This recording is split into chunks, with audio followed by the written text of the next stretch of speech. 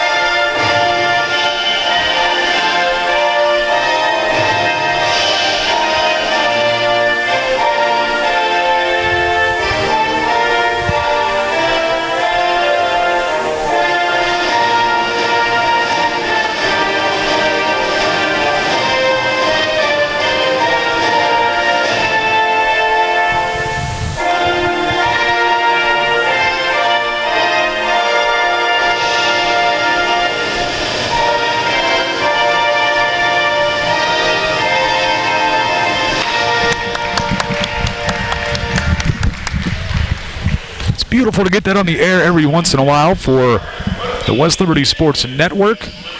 We take a look at the conference standings. The Lady Toppers 2-2 overall. And the leader, the only undefeated team left, Glenville State, upending the Lady Toppers this past Saturday night, 122 to 105. We go to the starters for this ball game.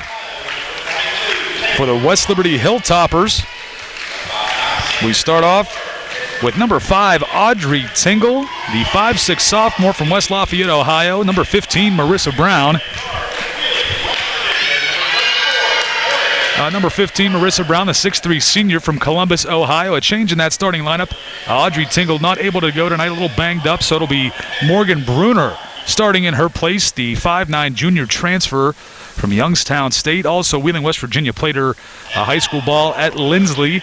And number 21, Brandy Beater, a 5'8" senior. Number 22, Taylor Johnson, the 5'9" junior transfer. And last but not least, number 32, Johnny Olkowski, the 5'9" senior from Pittsburgh, PA. The head coach for the Lady Toppers will be Kyle Cooper. His second season for the Lady Toppers as the head coach, but not his second year at West Liberty. Spent a handful of years as an assistant under former head coach Lynn Ullom.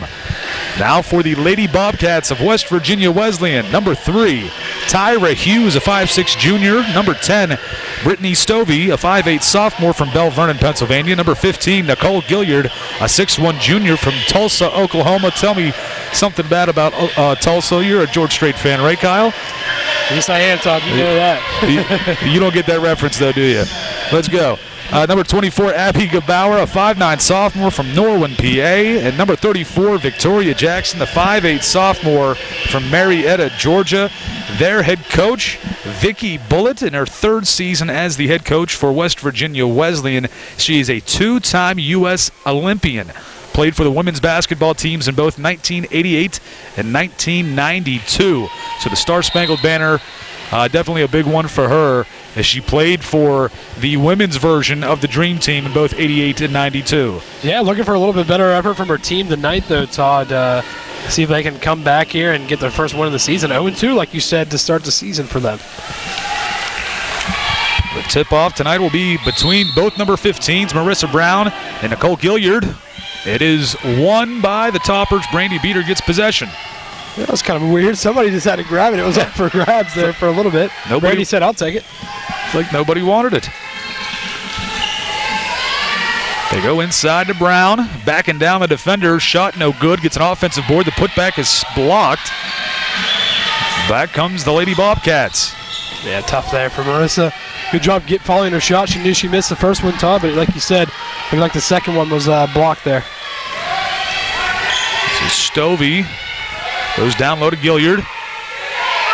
Baseline jumper.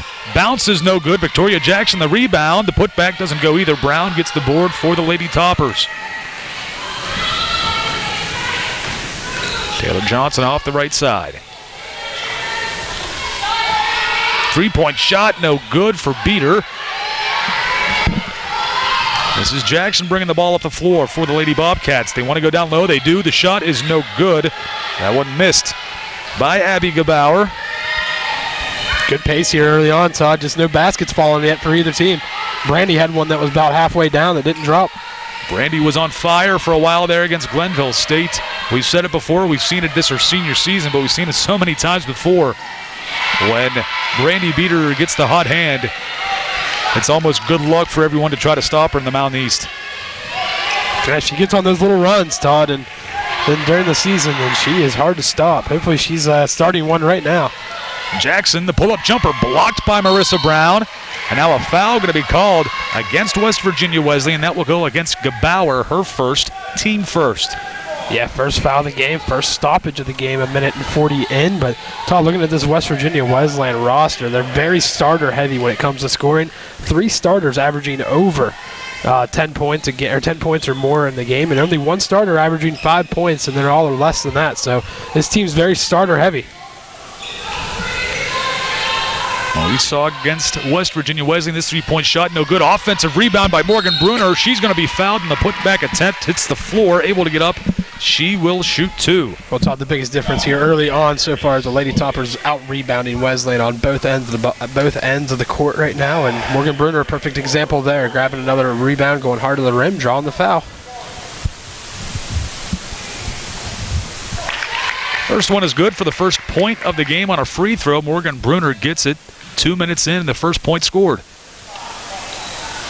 Second one good as well. At the Lady Toppers, we saw the pace that they played with against Glenville State this past Saturday afternoon.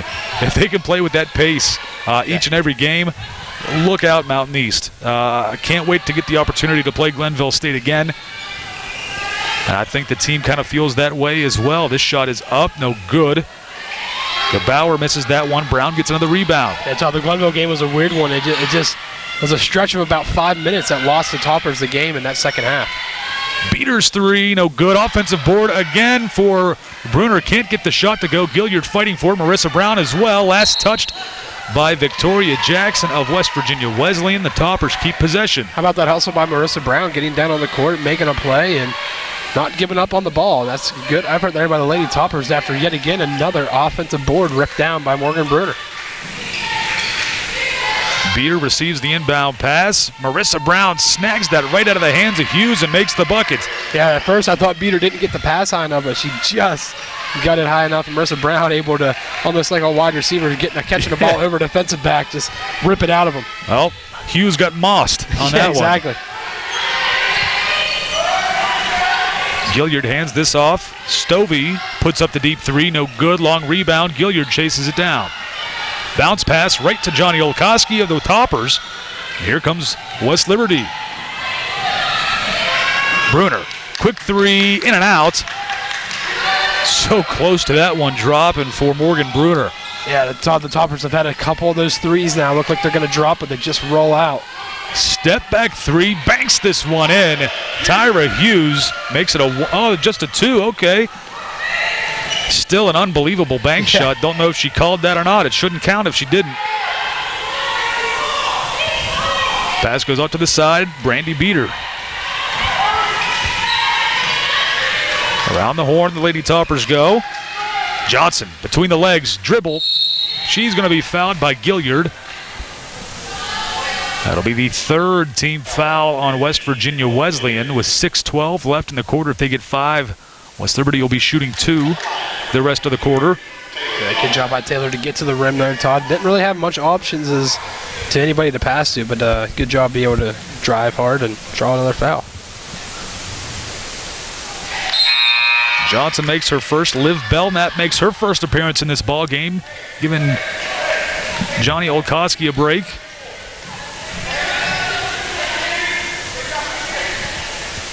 Johnson misses the second, so 1 of 2 in her first attempts. That's a shame some of these shots aren't falling for the Lady Toppers, Todd, because Wesleyan looks a mess offensively here early on. Gilliard in and out. Brown with the rebound. Loses the ball, though. Last touched by Tyra Hughes, they claim. Yeah, that's a good break. And it'll be Lady Topper possession. Yeah, it's a good break there for the Lady Toppers that they were able to get that ball back. Because not a very good exchange there between Marissa Brown and Taylor Johnson, but to get away with it. Live to fight another day.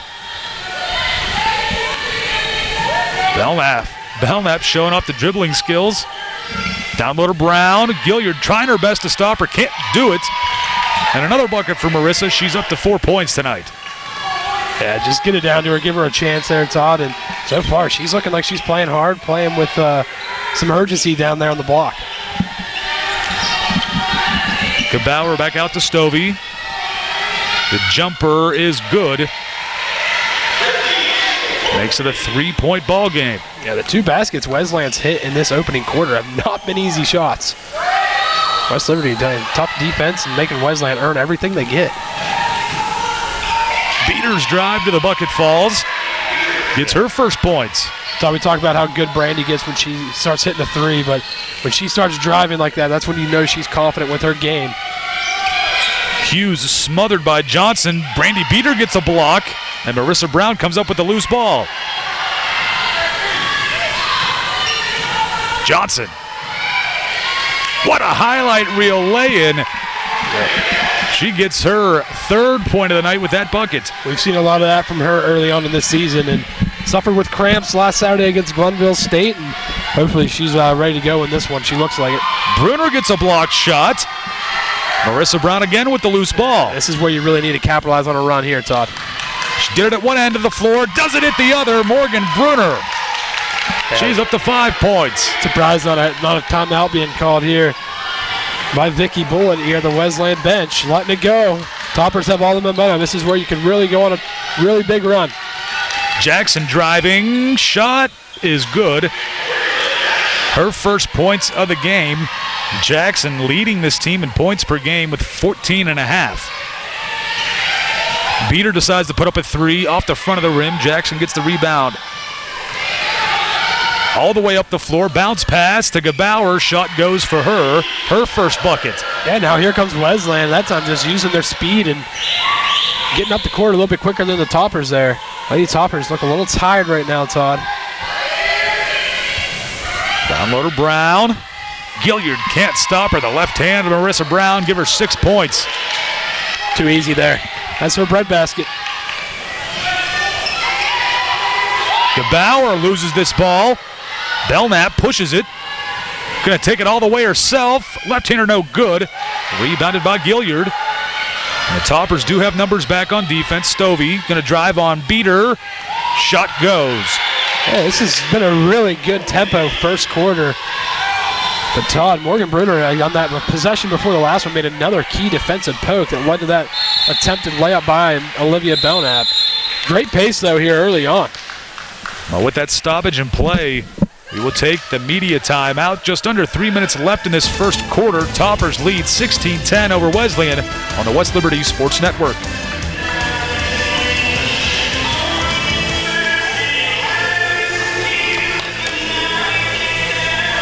A&B Kia, the Valley's only total indoor showroom, is a proud sponsor of West Liberty Hilltopper Athletic Club. If it's cheering on the Toppers or working to provide you with the best automotive shopping experience possible, A&B strives to be #1. Open 7 days a week, A&B is the Valley's financing leader with the ability to say yes when other car dealers, banks, and credit unions have said no. Apply online at ANBAutosales.com. It's quick and easy with an answer within the hour. A&B, located directly off the Boggs Run Road exit in Benwood, West Virginia.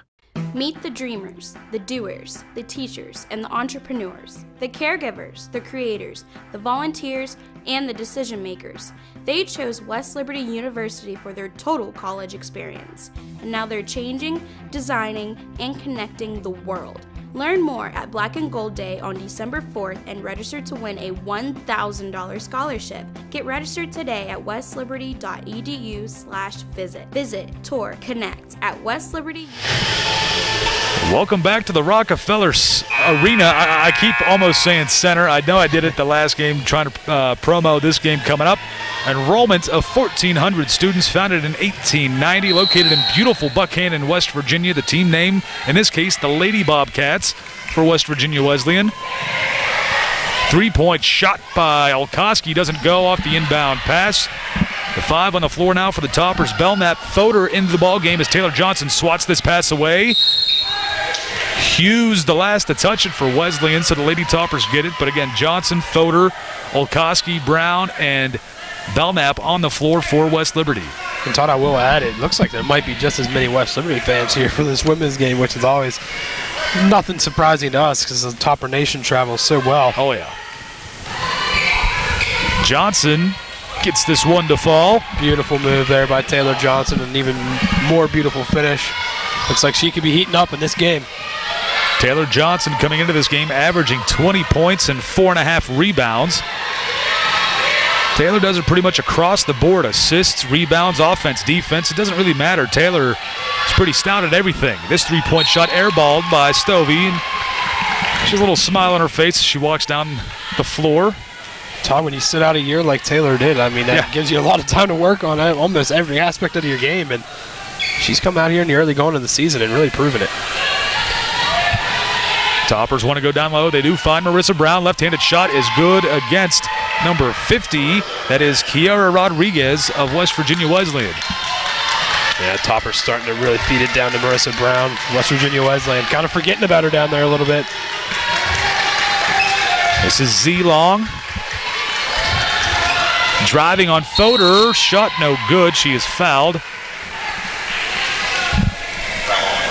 That is the first team foul on the Lady Toppers in this ball game. That'll go against Grace Fodor. Yeah, it's a really good stat. First team foul coming with $1:40 left in the first quarter. That's something that'll make a coach very happy. End of the ball game. Mackenzie Martin, senior from Canvas, West Virginia for West Virginia Wesleyan.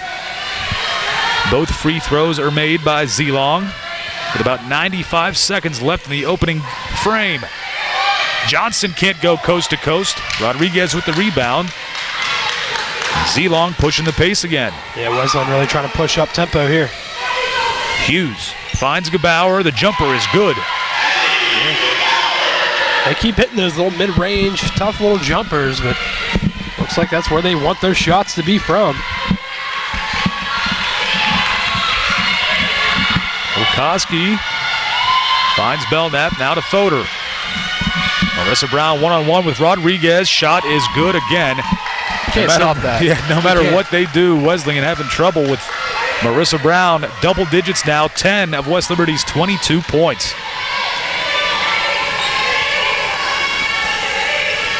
Lady Toppers 9 of 19 from the floor. Wesleyan 5 of 15. Martin picks up her dribble, finds Hughes. 11 on the shot clock for the Bobcats. Offensive foul going to be called against Rodriguez. And the Lady Toppers get possession back with 34.2 seconds remaining in the first. Bruner and Beater back into the game for Thoder and Belknap.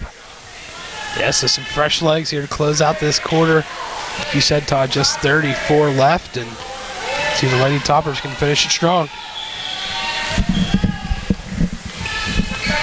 Yeah, my guess is Taylor will probably hold this here until about 10 seconds left on the clock and then go. There's about a 3-second difference between shot and game clock. Picks up her dribble, lobs it down to Brown. Rodriguez there, shot doesn't go, gets an offensive board. The putback no good either, but she is fouled. And Marissa will shoot 2 with 3 seconds remaining in the first. And hopefully you can see it at home, the big smile on Marissa's face. Yeah, and you've seen that a lot this year so far, Todd. Marissa always having a smile on her face almost every game, no matter what the situation is. Just having fun and enjoying her senior year. First shot is good.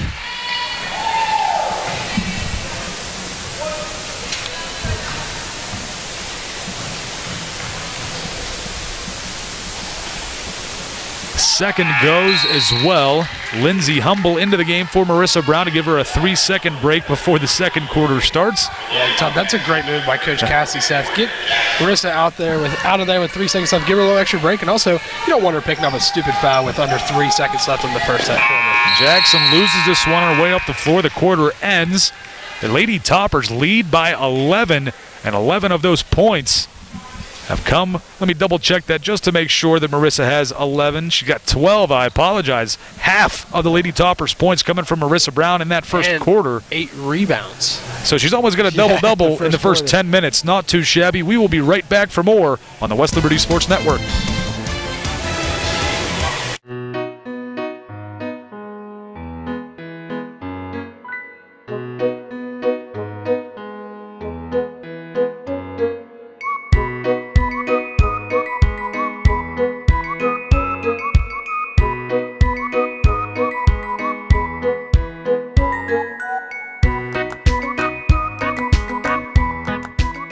You earned it. Let us help you save it. Belmont Savings Bank. Focused on your future. At the Country Club Rehabilitation Campus, we provide a unique environment for your loved one to feel right at home. Our residents receive the freedom of living in an apartment or personalized private suite with the care of our skilled nursing staff. A positive, healthy life starts with a good meal. We offer a full menu with fresh home-cooked food. Our skilled team of therapists design a customized rehab plan to increase residents' independence and ability to manage daily life skills at home. Experience the difference at Country Club Rehabilitation. Welcome back to the Rockefeller Arena. Rockefeller Arena here on the campus, beautiful campus of West Virginia Wesleyan. Just coming through the town of Buckhannon. I love driving down here. An old crew member, Jared Thompson, loves the restaurant down here. CJ Maggie's been there a few times. It's very nice in Buckhannon, so I always enjoy coming down here. The view, just the scenery. Of course, it's West Virginia. We get to see the same things. Marissa Brown gets another block, but it is just a beautiful area down here in Buckhannon, West Virginia. Beater saves this from out of bounds. Yeah, good save there by Brandy, showing some good athleticism, not letting that ball go out of bounds.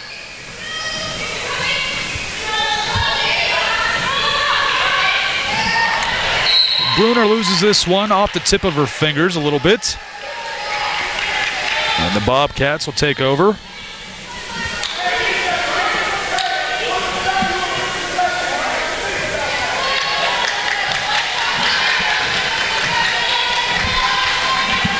This will be Mackenzie Martin. She gets this pass off to Zelong. Zelong's pass off the leg of Johnny Olkowski. They're going to say a kicked ball when Zelong just kind of threw it at her knee, not her foot. Johnny really didn't have a choice there.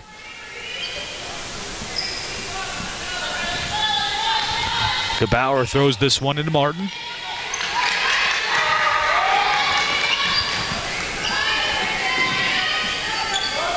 Yeah, Wesleyan just having a tough time finding shots, Todd. And that was their biggest problem offensively in that first quarter. You can see it here again. Lady Topper's playing good D. Shot clock running down, just fires this one off the backboard. Did Zelong. Great defense by the Lady Toppers.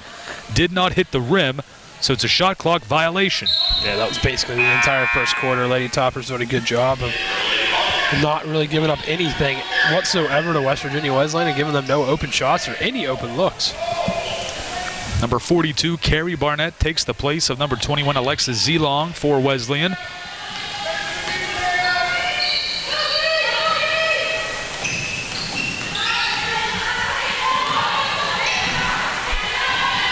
Morgan Bruner on the near side, down low to Marissa Brown. Ball is poked away, but Marissa comes up with it. Nice to have a long reach right there. Marissa using it. Taylor Johnson spinning in the lane, finds Marissa Brown. The bucket is good. And one. And did they call that foul? Yeah. They did. And one opportunity coming up for Marissa. Well, that was a late foul call, like you said, Todd, but it was a foul. I was wondering if they were going to call it. But Marissa got a chance at the three-point play. They will call this one on Rodriguez, her second. She will be subbed out as Gilliard comes back into the game. DeBauer takes a seat as well as Amira Leeni enters the game, number 45. Brown can't convert it. Stays a 12-point ball game. Marissa with 14 points. The same amount as West Virginia Wesleyan. Jackson misses this one. Gilliard gets the board, no putback. Three-point shot is up, well off. Long rebound to Morgan Bruner as she tosses it to an open space where Beater gets it. Foul is called on Gilliard. Hey, Gilliard was trying to get a jump ball situation there, but Brandy already had established possession way before that, so good call there by the officials. Second foul on Gilliard, second team foul very quickly for West Virginia Wesleyan. Again, the way these fouls, the bonuses are set up in women's basketball in Division II now. They play 4 quarters instead of 2 halves, so 5 fouls in a quarter will get you the double bonus. There's no 1-and-1s in women's basketball. Shooting 2 right away, and they're 3 away from that. It's basically the full quarter still. Jackson misses this. Beater helped her on that. Here comes Morgan Bruner behind the back. The dribble move and the pass, the vision. That's D1 talent right there. Yeah. Absolutely. And a timeout taken by West Virginia Wesleyan. The officials will stretch this into a media timeout. It is a 10-point ball game, 26-16 with 7:39 to go in the second quarter on the West Liberty Sports Network. More than ever, people are busier and need to stretch a dollar. Main Street understands. We believe a bank should help. Maybe that's why we keep growing. With extended hours, easy parking, higher interest savings accounts, and the lowest fees in the area. Locally owned with local decision makers. Built by the people, for the people. We don't want to be the biggest bank. We just want to be the best. Main Street Bank.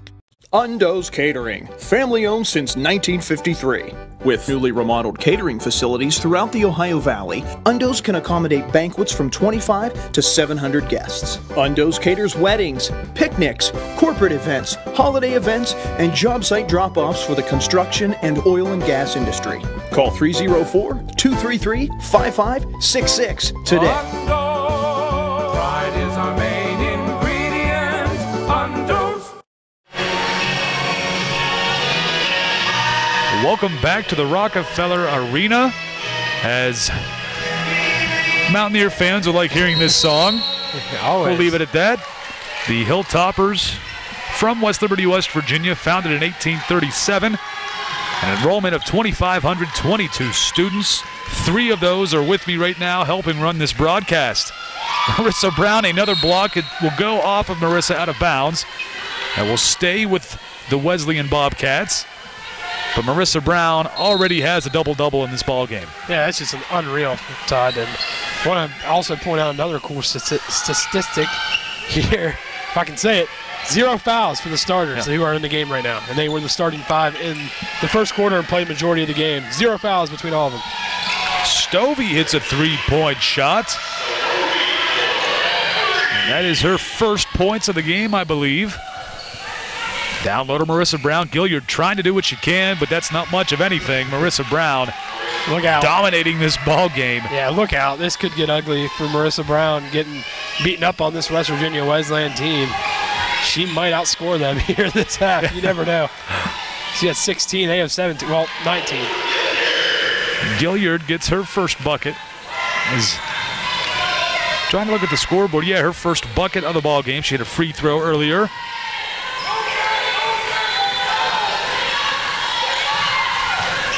Johnson driving. Right-handed shot, no good. Yeah, she's going to want that one back, Todd. She's not going to miss too many of those easy open layups. Lobbed inside, and the shot is good for Barnett.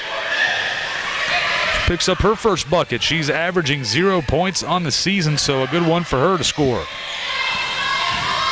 Marissa Brown backing down Gilliard. Spins around, finds Taylor Johnson. She's all alone. And now they're going to call a 3-second violation on the Lady Toppers. There'll be a turnover. Wesleyan takes over. Belknap in for Olkowski. And number 24, Abby Gebauer, returns to the game for West Virginia Wesleyan. Yeah, it was unfortunate there for Marissa Brown. She's kind of caught in a tough situation, Todd, and unfortunately for her, she picked up her dribble in the paint, so that didn't help her case on the 3-second violation. Good call, though, by the official.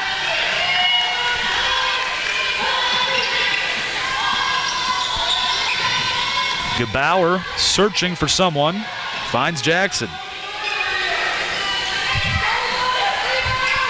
Leanne, no good, but the ball is loose. Jackson coming up with it, and then Brown.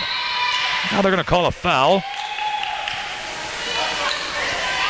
This is going to go against Victoria Jackson of West Virginia Wesleyan. A little bit surprising there. I didn't see a whole lot, just a fight for the ball, no foul, but again, though, Marissa Brown going down on the ground, making a play, fighting for a loose ball. As there's some miscommunication there between her and Brandy Beater on who wanted to grab that rebound, but luckily everything worked out for the Lady Toppers. Johnson spinning, can't get the jumper to go as she is blocked. That was definitely a foul, it looked like. So, I mean, she got almost tackled from behind there. No call, though. So they called that on the other end, and then I guess maybe that was a little bit of a makeup call down here. Bruner looking, finding Taylor Johnson. Down low, Brown puts it up with the left hand, no good. Yeah, Marissa had Morgan Bruner wide open for three in the corner there. Not sure if she saw her. Jackson shot off the top of the backboard, almost hitting the shot clock. Quickly up to Belknap, back to Beater. She drives. Right-hander, no good off the glass. Ball is loose, last touched by the Bobcats. Just under 5 minutes to play with that stoppage. It will be. Oh, that's right. They took the media a little while ago when a couple minutes, barely a minute into the quarter. Yeah. So it'll be Bruner throwing this in from the baseline. Lady Toppers cooled off a little bit here. Could use a basket. Yeah.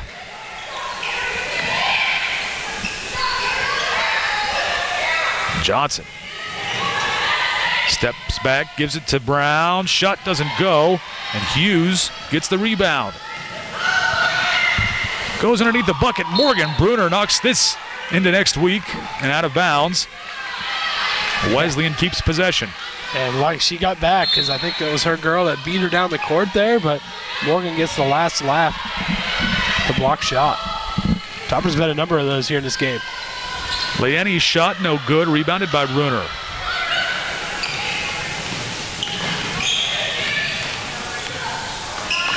Morgan tries to cross over the defender. Tyra Hughes comes up with it. 3-on-2 for Wesleyan. Gebauer gets the easy bucket in transition.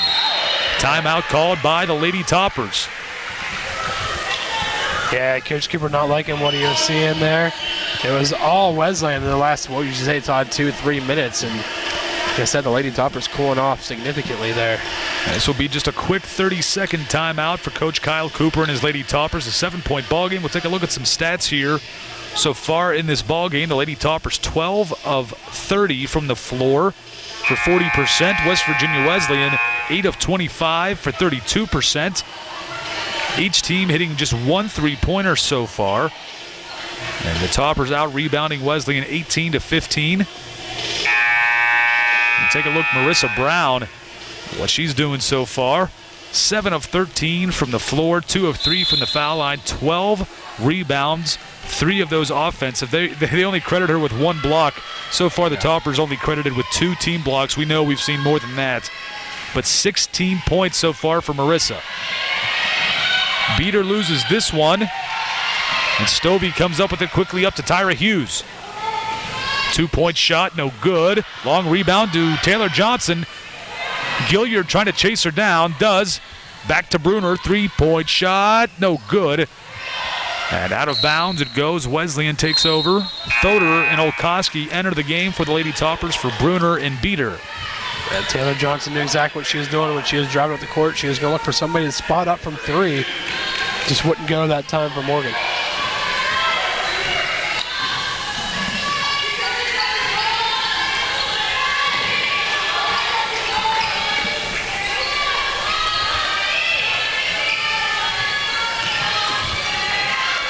This is Gilliard driving on Brown. Another block for Marissa Brown. We'll see if they credit it to her, but they're going to say Gilliard had possession after the block but was out of bounds. So the ball goes to the Lady Toppers with 3:30 to play in the first half. Yeah, see if the Lady Toppers can win this final 3:30 and try to build that lead back up. Johnny Olkowski hits the 3 to give the Toppers a 10-point lead. On cue, there's a good start to winning this last little bit of the half. Johnny maybe getting herself going here this season, having a pretty good game against Glenville State on Saturday. Stovey along 2, no good. Taylor Johnson fighting for the board, and she wins it. Give and go to Taylor Johnson through Belknap, but this shot doesn't fall. Stovey comes up with it. Yeah, Taylor never gained her balance there. She was falling down when she caught that ball and never was able to recover.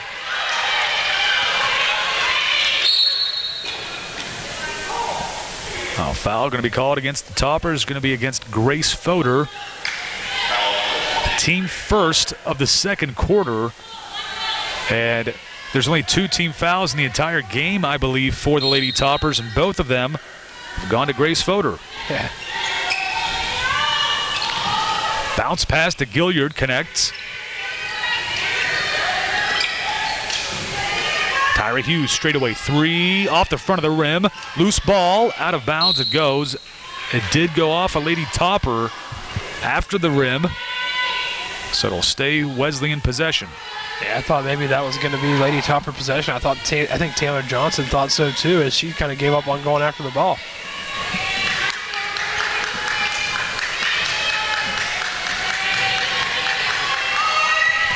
Hughes spinning at the 3-point line.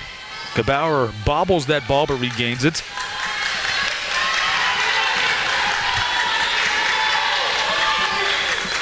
It's Gilliard driving again on Brown. Shot no good, but this time they called a foul on Marissa Brown. Her first, team second, and Gilliard will shoot 2. Yeah, good job by Gilliard just to get to the rim, and Marissa Brown's kind of caught in a tough place there, Todd, in between, and guilty of the foul.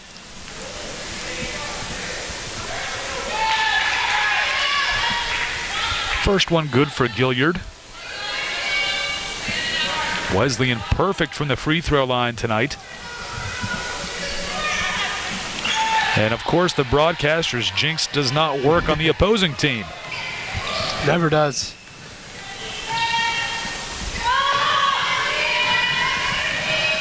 Johnson wanting to go down low. She's harassed by Stovey. Good defense there. Gebauer pokes this ball loose, but Johnson gets it back. 13 on the shot clock. Marissa Brown fighting for this one. And a foul going to be called. Yeah, Marissa Brown again being aggressive, trying to fight for the ball. She picks up a quick 2 fouls here in this first half after going almost the entire half without having one. So the 3rd team foul in the second quarter. Lindsay Humble enters the game for the Lady Toppers, the freshman who, when she's played this year, she's been impressive, at least in my eyes. She's not worried about the Division II level, the bright lights up here. No good by Hughes, rebounded by Belknap. Ball poked loose, but it'll stay with the Lady Toppers. 90 seconds left. Yeah, I see if the Toppers can string together a couple of really good possessions here to end this first half and keep the lead here. Build on it.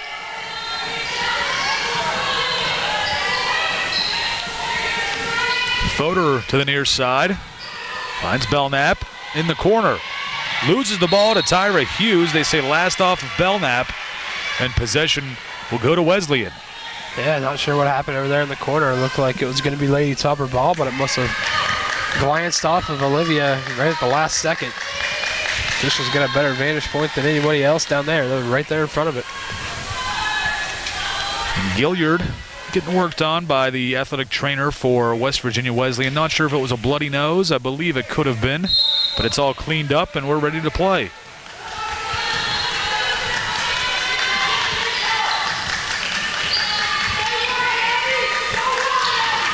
Gilliard loses this ball but regains it. Fodor, good defense, knocking it out of bounds. Possession stays with the Lady Bobcats. 19 on the shot clock. Yeah, Grace so close to just snagging that one and catching it for a clean steal, but still a good knock away out of bounds. Humble guarding Hughes.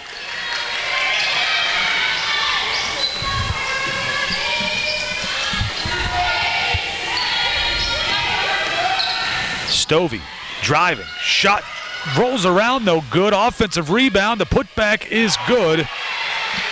Wesleyan inching closer towards the Lady Toppers here, getting close to halftime. Just has not been a good second quarter at all for the Lady Toppers, putting it bluntly there, Todd. 25 seconds left, about a 5-second difference between shot and game clock.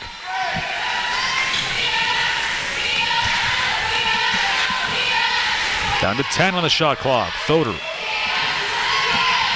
Lady Toppers trying to make this the last shot of the half. Finding Belknap. She drives. It's up. No good. And they're going to call a shot clock violation. That one did not hit the rim. And Wesleyan will have to throw this in from the baseline and go the entire length of the court with 3.8 seconds. Stovey up to midcourt. 1 second left. Launches it. Good if it goes, but it doesn't. Pretty good attempt there to half-court shot, but the Lady Toppers will end this first half up by 6, 33-27. Again, Marissa Brown having herself a very good first 20 minutes of this ball game.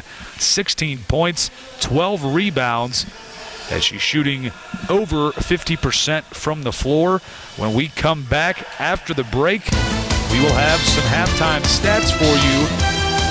And the Lady Toppers will try to close out this victory in the second half on the West Liberty Sports Network.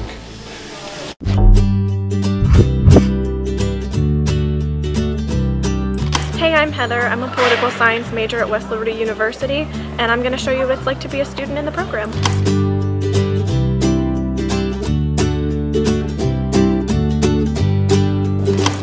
Now we're going to head to criminal law with Dr. Barney.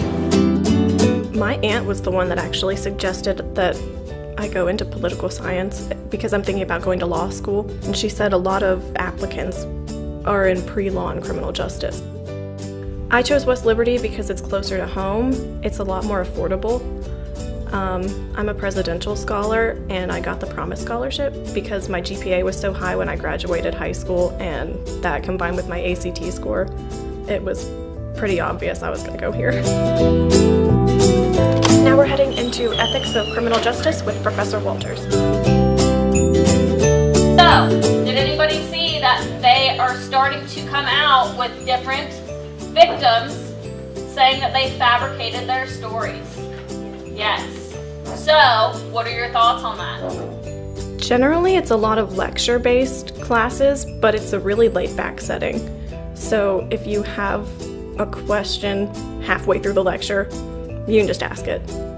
They make the classes a lot more interesting because they throw in a lot of humor depending on the material. Now we're going to head to my independent study with Professor Fitzpatrick. So remember, a concept is just a broad idea of something, So like an idea of a chair, an idea of size of the economy, an idea of unemployment. Right now I'm taking an independent study with Professor Fitzpatrick.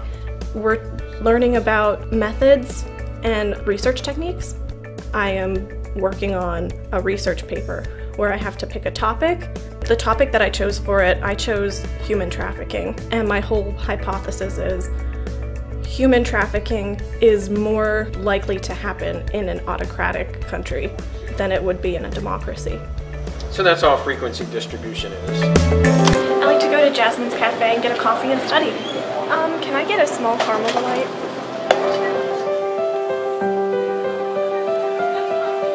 When I first came to West Liberty, I thought it was going to be a much bigger place than it actually is. I thought it was going to be a lot harder to find places. I thought professors were going to be straightforward, they don't really have time for your problems, but they've actually been really helpful. It's a small campus atmosphere, so everyone knows pretty much who you are, and they're all interested in what you're doing. Now we're heading into political science fiction with Professor Fitzpatrick. Alright, so today we're going to talk about The Handmaid's Tale, or finishing up talking about The Handmaid's Tale. Obviously last class we didn't talk about that much, so today we're really going to get into the text of it. So Professor Fitzpatrick chose different books that we have to read. A lot of it is kind of futuristic government based. So we'll read books like that. We just finished reading The Handmaid's Tale. We'll talk about them and he'll relate it back to real world situations. Hopefully this gave you a look at what it's like to be a political science major at West Liberty. For more information, check out the website.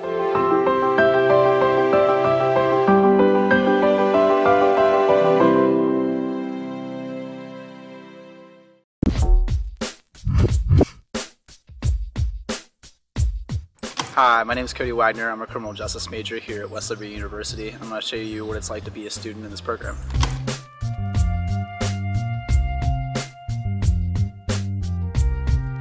Now we're going to go to my victims of crime class with Dr. Bell. What we do is we just talked about chapter 6, which was the child maltreatment, child abuse, child neglect. The CJA program really focuses on all the different aspects of criminal justice, as in corrections, law enforcement, and law.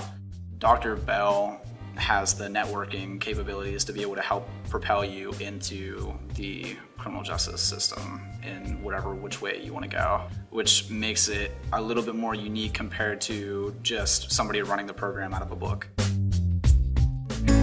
So sometimes during my free time, I like to come out and throw a football on the quad with my friends. You can use your bachelor's to go on to grad school, so you can go in here into the graduate program of criminology, or you can just use your bachelor's to enter into the criminal justice field in terms of law enforcement. For me, I'm using my criminal justice bachelor's to go to law school.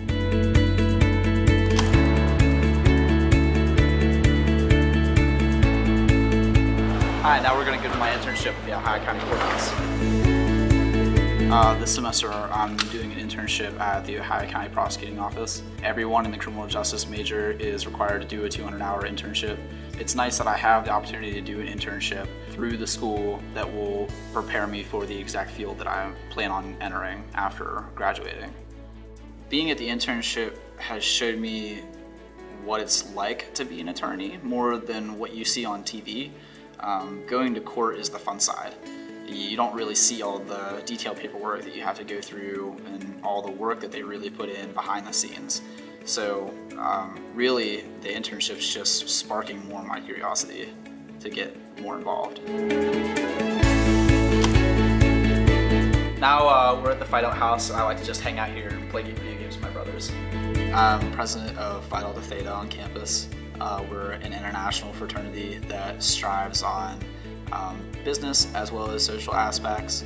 We really try to take in our members and help create them into the best versions of themselves. Whenever I joined, I wasn't really doing so hot in my academics. I wasn't very social. I instantly gained a whole new network of friends.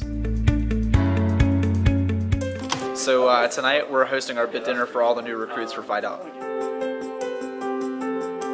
Well, I transferred to West Liberty my freshman year. I really liked the campus life. I noticed that it was a little bit different than what I had been experiencing. The students were really active, engaging one another. There was a lot of different clubs and organizations, including Greek life. My GPA I instantly rose to a 4.0.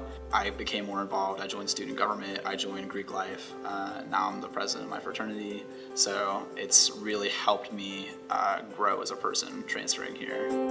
Hopefully this gave you a look at what it's like to be a student at West Liberty University. For more information on the criminal justice program, check out the website.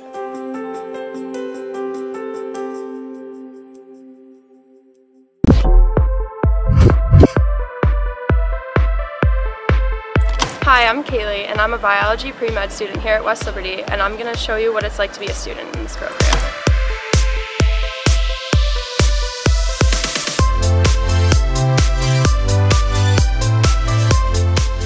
Now we're heading into biochem with Dr. Schmidt. I decided to go into pre-med at West Liberty because I knew it was a small, well-known program, and I had always wanted to do something in the medical field. Today we're going to continue on with our discussion of Chapter 7, talking about carbohydrates. Alright, but it's been a while since we've done a fun little critical thinking question. So, before we get into the lecture material, we are going to do a little critical thinking question. What you should do first? Draw them. That would be super helpful. So go ahead. We'll start with our favorite. The classes that I'm taking right now are definitely very difficult and very serious. They're mostly lecture-based, but the professors still do a great job of getting people engaged and involved in classes.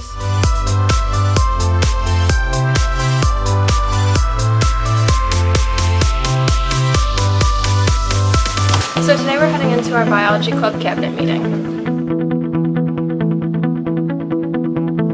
We have the bake sale going on. Somebody needs to make a sign for that, which I can do. I can make a sign. I've been a part of Bio Club since freshman year. Definitely free pizza got me to go to the first meeting because we have pizza at every meeting. But it's a way that I met so many other biology students, especially upperclassmen who are in the same major. So you form relationships with people who have taken classes that you have to take, and you learn helpful tips from them. It's just like a really good community between the biology program. So now I'm going to be working on my independent research project with Dr. Schmidt, which focuses on how oxygen affects immune responses to Francisella. What we're going to be doing today, Kaylee, is we are going to be doing an ELISA. Okay? And what ELISAs do is they allow us to measure. I knew coming into college that I wanted to do some sort of undergraduate research, especially because most medical programs look for that on your CV or your resume. So I waited until the beginning of sophomore year once I had adjusted to college, and I knew Dr. Schmidt had a relatively small lab, so I decided to go and talk to her so I could get more one-on-one hands-on learning experiences with her. A lot of medical school programs look for undergraduate research because it shows that you can multitask between just doing your studies and allotting time for something else. And a lot of programs actually require you to do research when you're in graduate school. So we're in the Horizontal laboratory right now, and I'm currently working with mouse macrophages and Francisella tularensis, which is usually plated on chocolate agar, which looks like this. It's not actually made of chocolate though. These are the mouse macrophages in here, and this flask is just meant for cells to grow, so the cells actually adhere to the back of the flask, so when you look under the microscope, they are stuck to the bottom of the flask.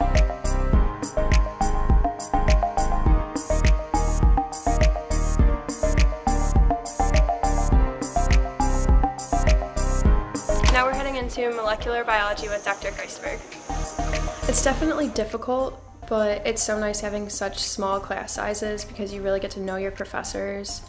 And a lot of the times I won't even schedule appointments to meet with my professors if I have a question. Like, their doors are just always open, they're always willing to help. You can just walk in, they'll help you with anything, where like I knew I wanted a smaller school for that reason, for that more one-on-one attention. Today I'm working in the microbiology lab with Dr. Kreisberg. A big reason that I chose West Lib was definitely affordability. I'm an Elbin Scholar because of my high school GPA and my ACT score from in high school, and it's something that sold my family from the very first visit.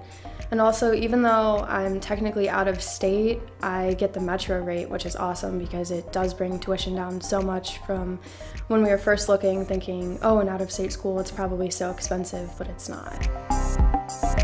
I'm also on the volleyball team here at West Liberty, and we're getting ready to have our last match of the regular season.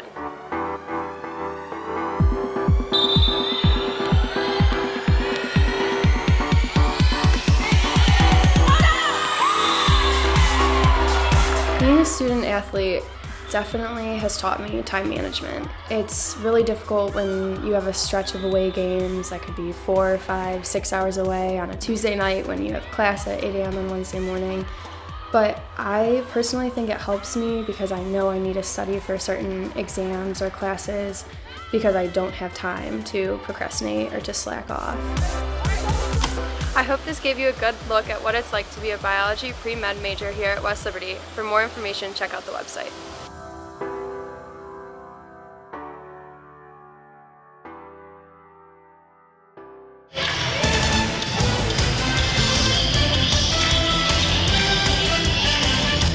Welcome back to Rockefeller Arena.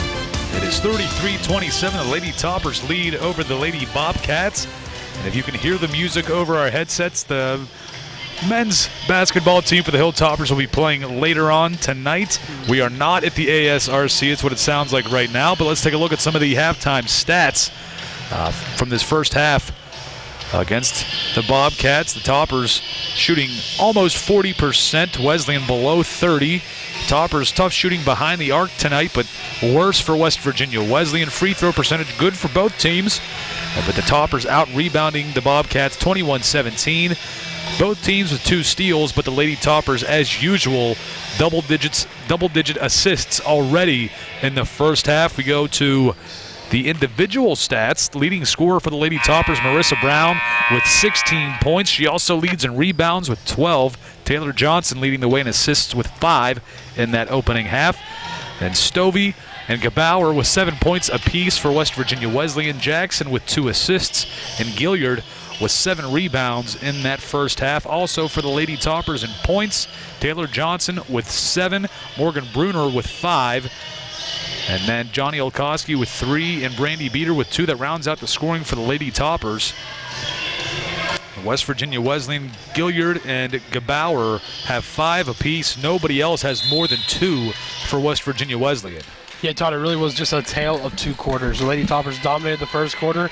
West Virginia Wesleyan didn't completely dominate the second quarter, but the Lady Toppers didn't really show up in that quarter. This one's going to go out off of the Lady Toppers. Possession goes to the Lady Bobcats. Yeah, Brandy Beater and Marissa Brown were in the fight with the basketball with each other. Gilliard immediately out of this ball game as Leanne returns. Yeah, that's an interesting early switch there. The drive here for Jackson. Dishes this one off, but it's stolen away by Johnny Olkowski. Taylor Johnson off to the races. Dishes it back to Bruner. 3-point shot, no good. Brown gets the offensive board. Another one, give her 13. Not a big deal. Beater's chance, no good. Rebounded by Bruner. Another offensive board for the Lady Toppers. Her putback is blocked, but possession will stay with West Liberty. 19 on the shot clock. Plenty of time. Yeah, that was a gritty possession so far by the Lady Toppers. Not having a great execution, but doing the little things right, grabbing rebounds and moving away from the ball well. Victoria Jackson gets a breather as Alexa Zelong enters the game for the Bobcats. Johnson in the corner, no good on the 3. Zelong gets the rebound, but she's harassed by a couple Lady Toppers. A foul is going to be called against Morgan Bruner. That'll be her first, team first, early in the third quarter. And Todd, I don't know about you, but it just seems like it doesn't matter if it's women's or men's and what team it is. It just seems like whenever somebody plays West Virginia Wesleyan in this building, it's a low-scoring game. Yeah. The men's game seems like it's always like that too, and maybe it's something with the court or the baskets or something, but it just always seems to feel that way. Shot is good. Give that to Stovey. She's got 9 points in this ball game, adding to her leading totals. Marissa Brown answers right back. She's up to 18. Yeah, the Lady Toppers got away from Marissa Brown that second quarter. They got away from trying to get her the ball down low on the block, and that's what contributed to Wesleyan's success. Gebauer finds Z-Long. A foul is going to be called. This on Morgan Bruner, her second very quickly. Second team foul in the third quarter as well. Yeah, you got to be careful when you pick up two that quickly. Remember, we saw Marissa Brown do that in the end of the second quarter. Liv Belknap enters the game for Brandy Beater. Stovey gets her shot blocked. Olkowski leading the rush. Lobs it down to Brown. Shot no good. And here comes Tyra Hughes. Yeah, Marissa was rushed on that attempt. Z-Long baseline jumper goes in. And it's a 4-point ball game all of a sudden. Yep. Deep three for Olkowski. Can't get this one to fall. Bruner, the offensive board. Tries to lay it in. Can't do it. Fighting for that rebound off of Marissa Brown. And it will go Wesleyan's way. Gilliard back into the game. And Marissa fortunate enough that she probably didn't grab that rebound because she probably would have been called for over the back Todd. It looked like she would have been guilty of that. Lady Toppers need something to go their way offensively here, though. Kind of looking bleak. Gilliard going to drive on Brown. Shot is good somehow. And it's a 2-point ball game. Johnson behind the back. Layup is good. She's got 9 points tonight. Yeah, Taylor Johnson seeing if she can will this Lady Topper team out of this little offensive rut they're in. Good move to the basket, good finish. Gilliard going to drive again. This is the other side. Marissa Brown blocks the left-handed shot. Now Taylor Johnson hands it off to Olkowski.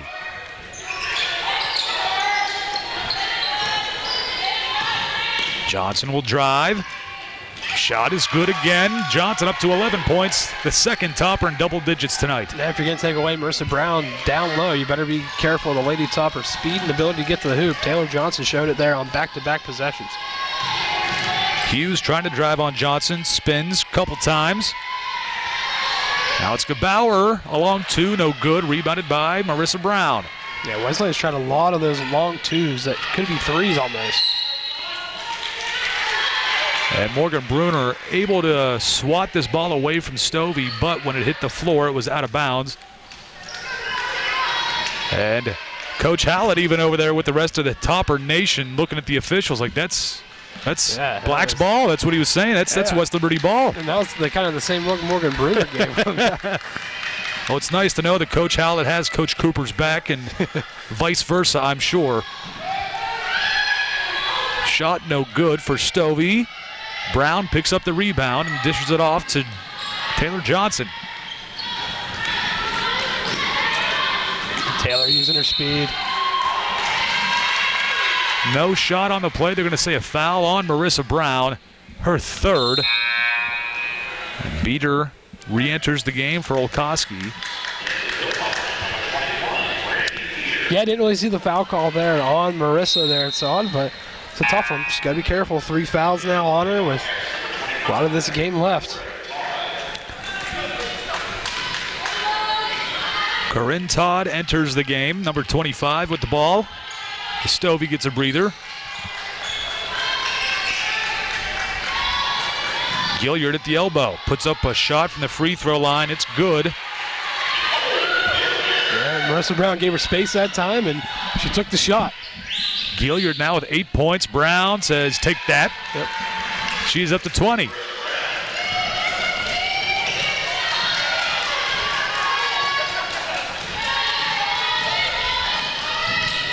Hughes driving on Belknap, pump fake, spins back around, hands it off to Gilliard. Puts up a deep two. This one good straight away. Yeah, that's just been their IQ here tonight, Todd. Those tough shots just inside the three-point line, and that must be what they like. A 4-point ball game. Inside to Brown from Bruner, trying to get to this hard pass, last touched by Wesleyan. Lindsey Humble enters the game for Marissa Brown. Victoria Jackson in for Hughes. Brown getting a bit of a breather.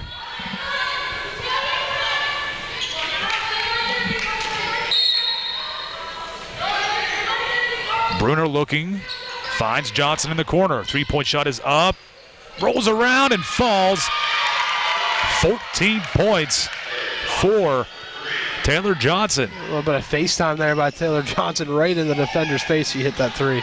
Zelong hits the underside of the backboard on that shot. Under 5 to play. Belknap, a long pass, receives it, puts it up, and good. Her first bucket. Good transition offense there by the Lady Toppers. Taylor Johnson head up all the way. Saw Belknap wide open down the court, and good move and finish by Olivia. Todd's shot is no good, but they're going to say she was fouled. Let's see which Lady Topper they give this to. She'll go against Liv Belknap, her first.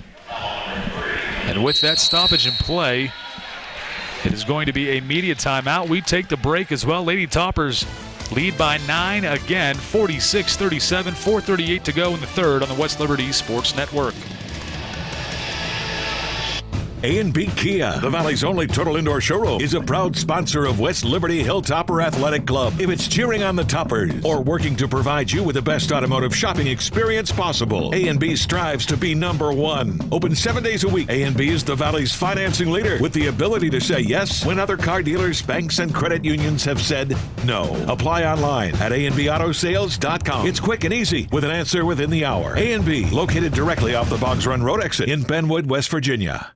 Meet the dreamers, the doers, the teachers, and the entrepreneurs, the caregivers, the creators, the volunteers, and the decision makers. They chose West Liberty University for their total college experience, and now they're changing, designing, and connecting the world. Learn more at Black and Gold Day on December 4th and register to win a $1,000 scholarship. Get registered today at westliberty.edu/visit. Visit, tour, connect at West Liberty University. Welcome back. The Lady Toppers coming back onto the floor. This is the 51st meeting between the Lady Toppers and Lady Bobcats. West Liberty leads the series 34-16 in the series that started in the 81-82 season. The Lady Toppers trying to make that 35-16. Yeah, that was a good little run they're on right now, Todd. And Todd misses that first free throw.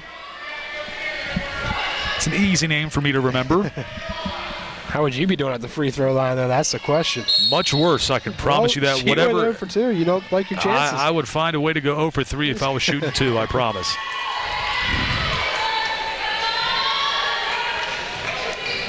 Yeah, Wesleyan going the full court press now. Lady Toppers just saw Glenville State's full court press, so they should be up for the challenge here.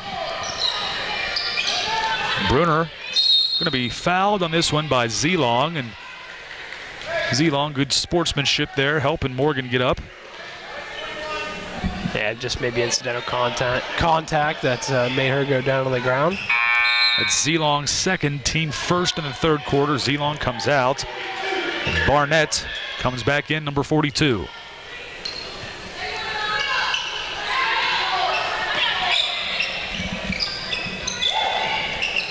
Beater drives on Todd, shot. They're going to say no shot on the play, but the foul will be called on Todd, her first, team second, very quickly. Yeah, good. Brandy Beater being confident, driving hard to the rim, and drawing another foul. Bruner from the baseline all the way out to Belknap. Liv has played well this year. You know, last year with the knee brace after tearing her ACL in her freshman season, having to take a medical red shirt in her first year as a Lady Hill Topper. Last year with the knee brace, you could tell it kind of hindered her a little bit. This year she's looked very good without the brace. And I think this is what Coach Cooper was expecting of her when they recruited her out of high school. She fouls there. It's what you got to do in a situation like that. Make sure you foul them hard if you got to. Her second. And now Wesleyan in the bonus for the remainder of the third quarter. Yeah, there's a free throw good for Todd there. Missed the first two. That was bad for her, too, because Todd, it was right after the media timeout, so she had to think about those free throws for a while. And there she goes. She knocks both of those down. It's now a 7-point ball game, under 4 to play in the third. Johnson, nice move on Jackson, splits the defense, but they're going to call a travel on Taylor Johnson. Well, that's I didn't see the travel there, Todd, and it's a tough break though for Taylor because she had a very nice finish at the end of that play. Would have been an and one almost.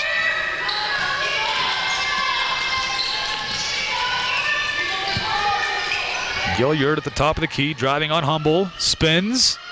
Shot is good. Gilliard coming on here strong in the third quarter, 12 points.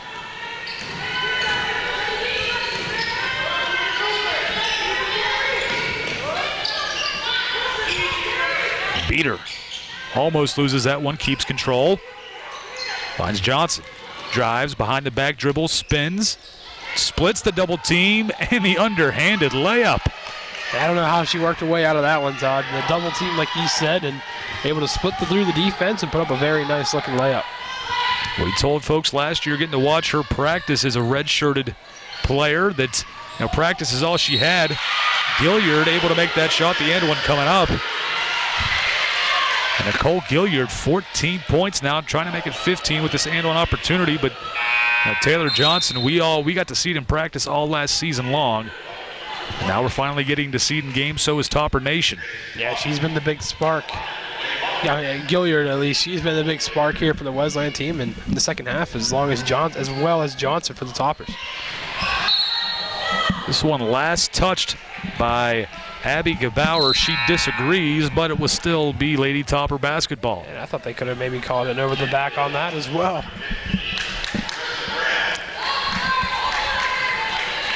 Brandy Beater back into the game along with Grace Fodor and Marissa Brown. Grace Fodor coast to coast, can't get it to fall. And Marissa Brown pushes that out of bounds. Abby Gebauer, unlucky as could be, standing right there out of bounds and catches the ball. Well, Tom, when the ball comes at you, what's your natural reaction? Try to catch it. And that's what she tried to do. Her reaction was priceless after that. Fodor looking, finds Bruner, down low, double team. Marissa Brown back out to Grace for three. Can't get it to fall. Offensive rebound and a foul coming up. And a push. This will be a go against Gilliard, her third, team third of the third quarter. Yeah, that's just Marissa Brown stealing the Lady Toppers the possession right there, going up and getting a tough rebound through traffic. Lady Toppers get second chance here. Fodor finds Beater in the corner, moves around Jackson, can't get the shot on the drive. Gilliard gets the rebound. Yeah, Lady Toppers just not finishing their opportunities here lately. Todd for three, airballed it, but Jackson gets the board. Put back no good. Beater comes up with the rebound. Johnson up to Brown. Nobody there. Shot is good. 22 points for Marissa Brown. 50 for the Lady Toppers. Again, Taylor Johnson head up. Good look down the court. Marissa Brown gave her a good target. Easy two. Jackson driving on Bruner. Shot is good. Under 2 left in the third.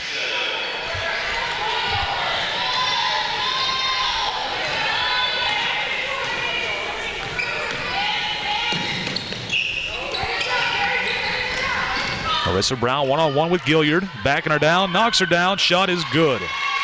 Yeah, just good, strong offense there by Marissa Brown. No, nothing dirty about it. It's all just a good power move and left her all alone with the basket. Now Gilliard from the side. Long two is good. The jumpers have been falling for Gilliard. Jeez, I mean, how many of those has she made right inside the three-point line? 16 points now for Nicole Gilliard. Fodor's pass off the hands of Victoria Jackson of Wesleyan, out of bounds. Lady Toppers keep possession. Olkowski re-enters for Morgan Bruner, and Gilliard will catch a breather as Kiara Rodriguez re-enters the game. Fodor. Yeah, I think that one went off the foot. Get another attempt here. Finds Taylor Johnson. Shot is up, no good. Rodriguez gets the rebound. That might have been blocked, partially blocked there. Beater picks up the loose ball, launches it up to Taylor Johnson. She's got Fodor with her, launches it up to her. Shot is good, and one coming up for Grace. Good control there by Grace Fodor to go up and get the pass. It was a beautiful pass from Taylor Johnson, and Grace Fodor with a good finesse move to avoid the defender, get an easy lay-in. Humble re-enters the game for Marissa Brown. Marissa with 3 fouls, so they're trying to protect her at the end of this third so she can play most, if not all, of the fourth. Yep.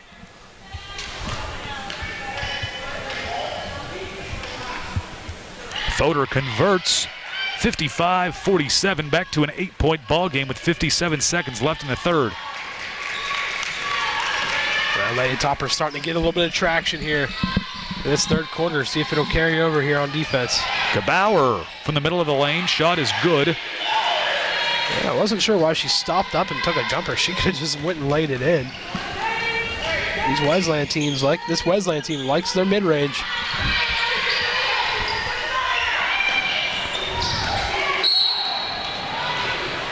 Yeah, they got to call a foul. Going to be called on Victoria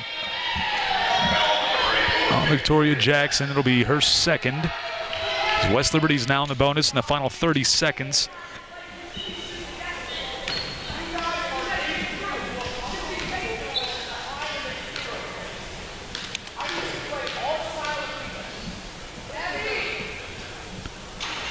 Johnson can't get the first to fall. Gilliard back into the game for Rodriguez.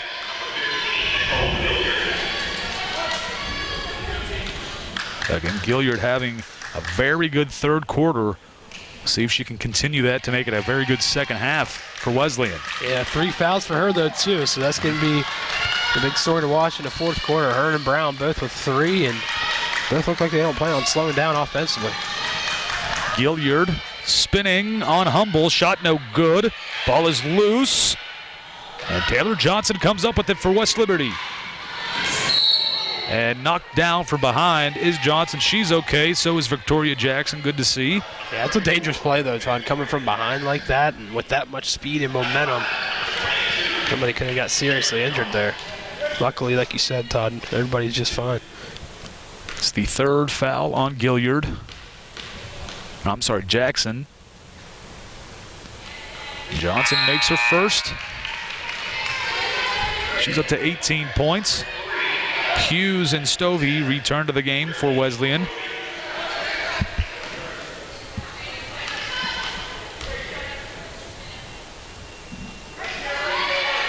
Johnson cannot make the second. It stays an 8-point ball game down to 7 seconds remaining.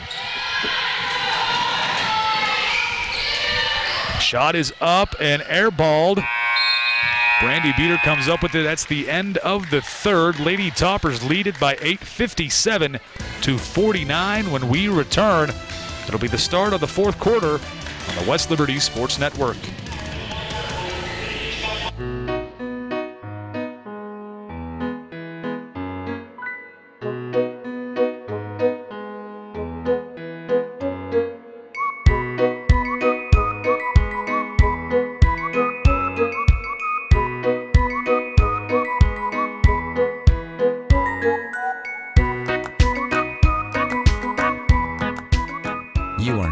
Let us help you save it. Belmont Savings Bank.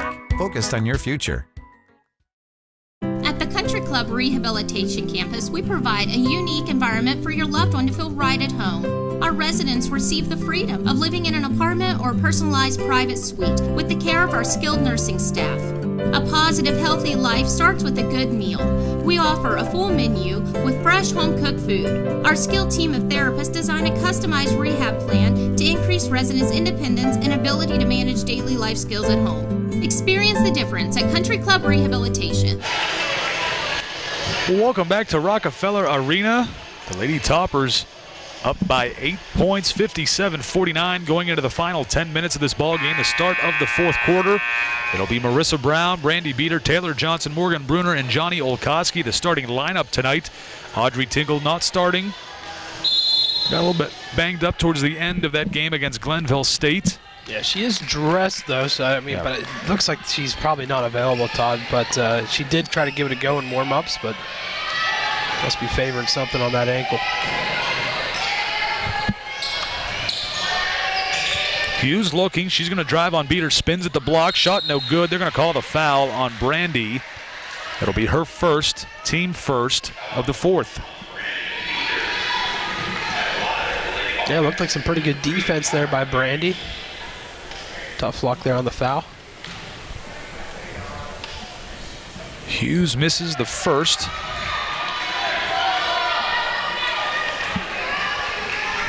Hughes just 2 points in this ball game. 1 of 5 from the floor. Missed both of her 3-point attempts. Misses both of these free throws. That could be a big one here.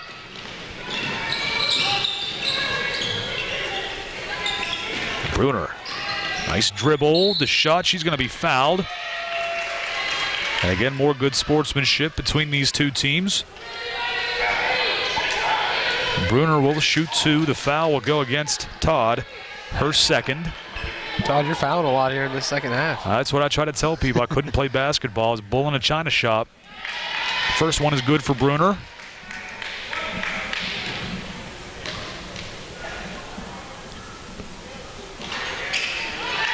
One of 2 for Morgan. Makes it a 9-point ball game, 58-49.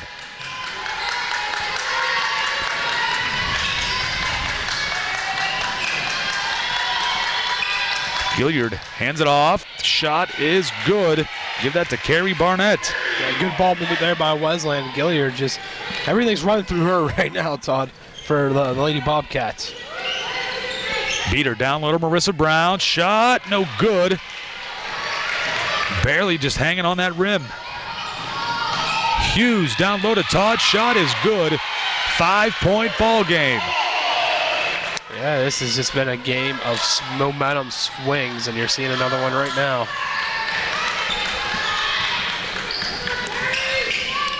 Marissa Brown beats Gilliard. Gets the bucket. 26 now for Marissa.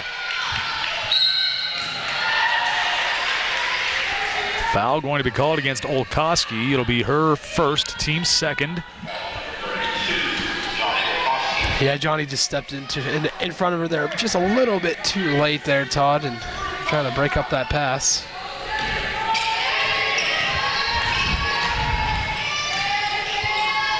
Hughes to Gebauer for a 3. That one well off. Hits the backboard, not the rim. Johnson comes up with it. She's looking for the pass.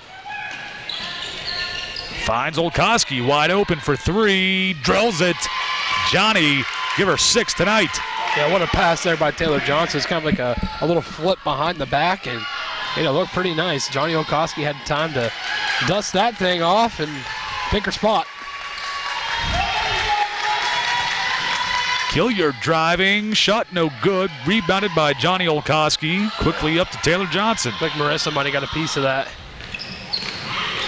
Nice pass. Marissa Brown gets the bucket again. 28 points. Timeout called by Wesleyan. And the officials will stretch this to a media timeout. We will take the break as well. West Liberty leading by 12 points now with 7:44 to go in the fourth on the West Liberty Sports Network. Your business keeps you busy all day. You need to save time and money. Main Street understands, so we offer convenience, service, and advice. Maybe that's why we keep growing. We have business checking, the absolute lowest fees, and savings with higher interest rates. Locally owned with local decision makers. Built by the people, for the people. We don't want to be the biggest bank, just the best. Main Street Bank.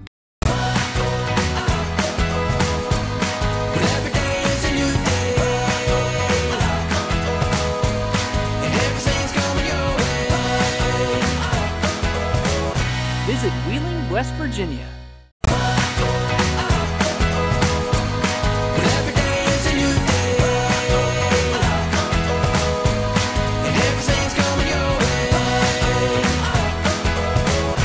Visit Wheeling, West Virginia.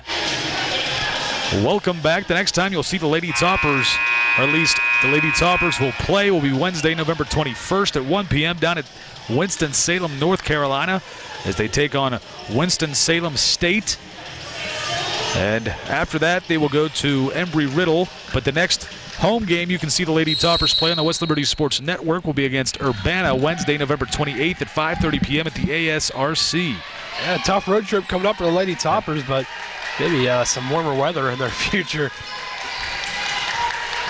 Hopefully it's not rainy either, as it seems to be on every road trip that we take. It would be if we were going to. Yeah. Shot no good. Brandy Beater gets the rebound and quickly up. Johnny Olkowski saves this one and finds Taylor Johnson. Backcourt. That was not backcourt from where we were sitting, not at all. I don't know if they had as good a view of that. They're going to have a conversation right now. That was not backcourt. Well, I thought it was. I really did not think it was. I thought it was, yeah. I thought it was, it was bang, bang, but. Now it's Gilliard handing it off to Jackson. She's going to drive. Shot no good. Too hard. Brown gets another rebound. Numbers. Johnson behind the back finds Bruner.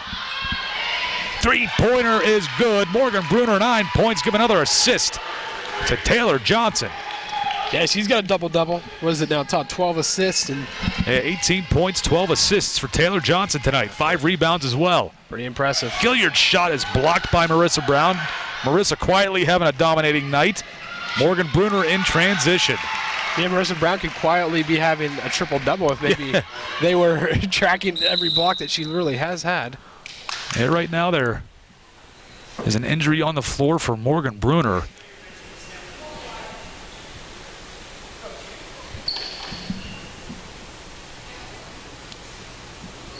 The arena is quiet right now. Hopefully Morgan is okay.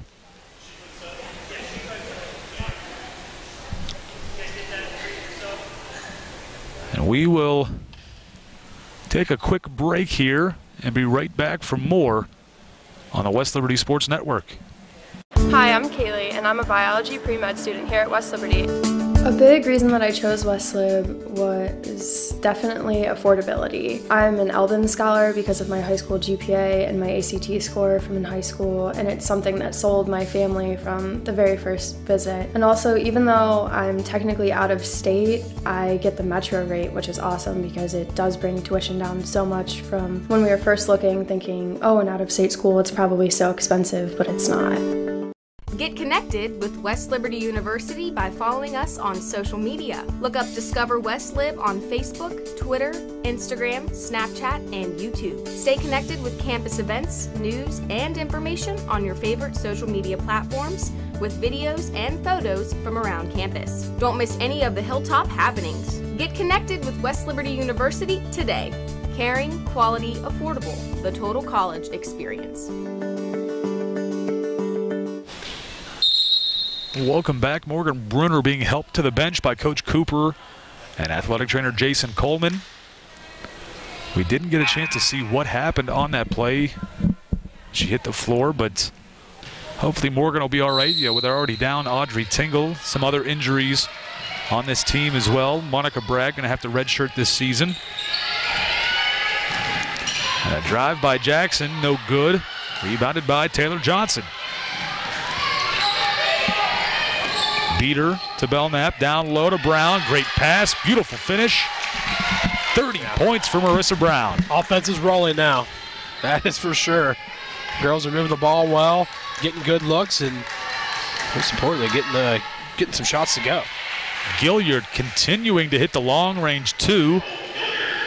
It's now a 13-point game. As it's 70-57, the scoreboard here needs to be corrected.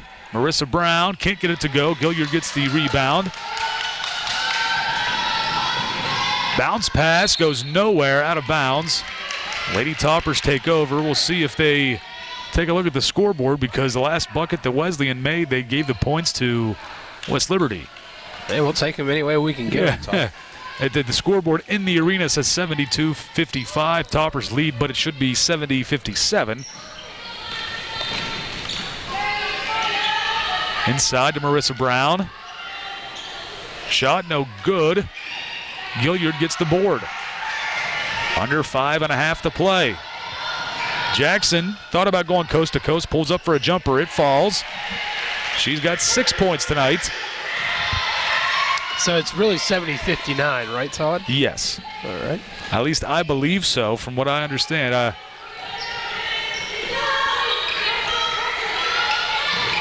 Beater spinning, driving, shot. She's going to be fouled.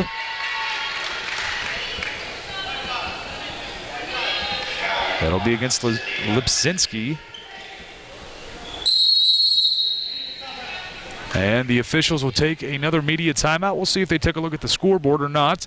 But it's on our scoreboard, 70-59, 5 minutes to play in the ball game on the West Liberty Sports Network. I chose to stay in the area because I grew up just 45 minutes away from West Liberty, and when the opportunities presented themselves with this healthcare management and how great the school is and baseball and everything that came into play, I couldn't surpass it. It was awesome, and the school itself, everything here is amazing. Our professors are setting us up for success. There's always something to do up here. I've been here for a few years now, and the feeling's surreal every day. You couldn't ask for much more. Hi, I'm Courtney Yost. I'm a zoo sci major here at West Liberty. I've always loved animals, and I knew for a long time that I wanted to work with them. I didn't really know in what setting. I learned about West Liberty University Zoo Science program. I thought that would be awesome to get involved in, so I came here and I've loved it. In addition to our classes, we also have animals here on campus where we can get involved and learn how to take care of them with hands-on experience. Welcome back. 5 minutes to play in the fourth quarter. The Lady Toppers building up their lead here in the fourth, extending it.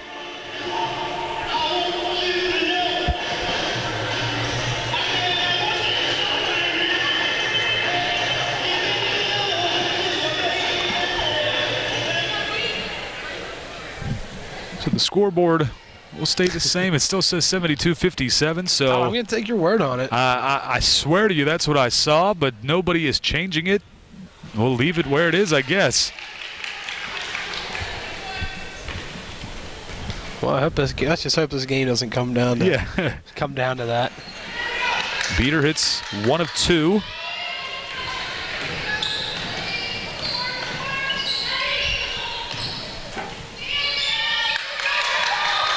Gilliard's going to drive on Brown. Shot is blocked, sent away.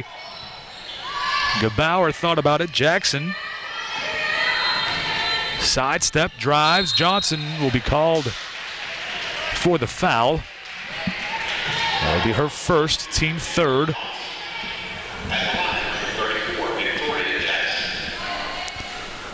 Yeah, not much Taylor can do there, Todd. Just trying to do anything she can to prevent an easy layup.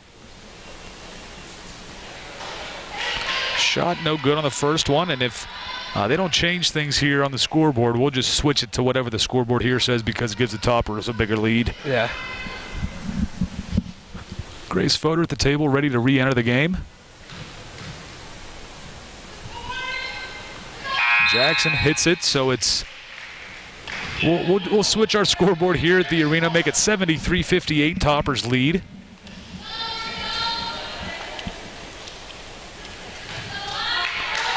And Morgan Bruner back on the bench for the Lady Toppers. Grace Fodor in for Taylor Johnson. 4.5 to play.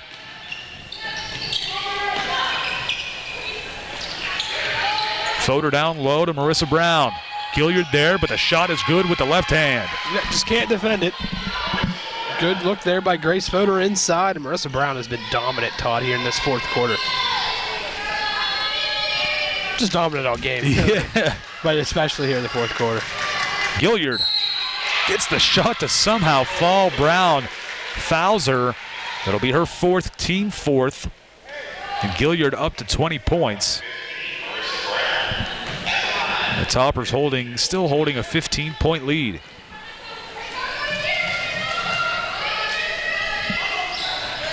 And one converted for Gilliard.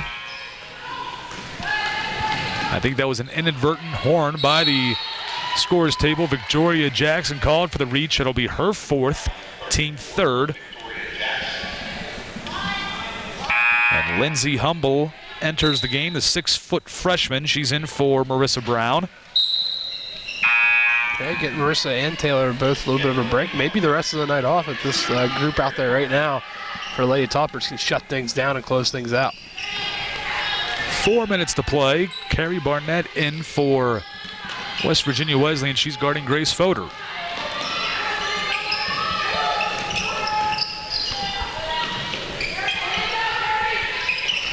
.15 on the shot clock for Beater. She drives.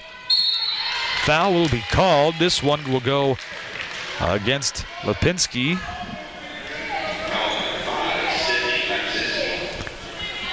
Lapzinski, let's put it that way.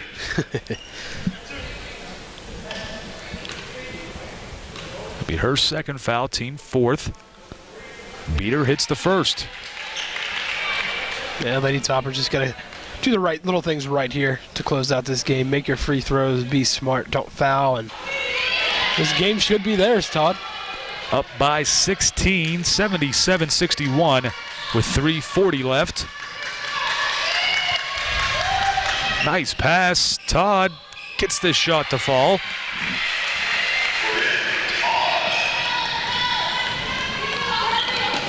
Fodor, coast to coast, can't get it to fall. Gets the own rebound, though, and a new shot clock for West Liberty.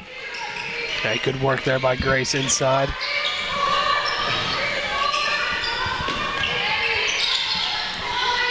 Belknap thought about the deep three. Now it's Beater open. She hits it. Brandy up to 8 points for the senior, and even 80 for West Liberty. And it's only a matter of time before Brandy knocked down a three. She had so many close calls in that first half, and mentioned she had it going against Glenville State on Saturday from long range.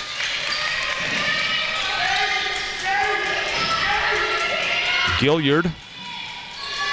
Pull-up jumper, rolls around, no good. Olkowski gets the rebound. Back come the Lady Toppers. 2:35 remains.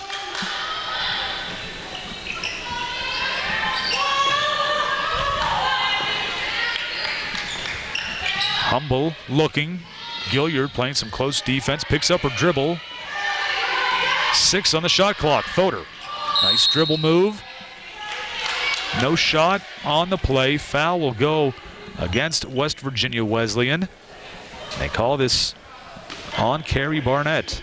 Yeah, I believe that'll be the 15th foul. Now it should put West Liberty on the line for the rest of the way for 2.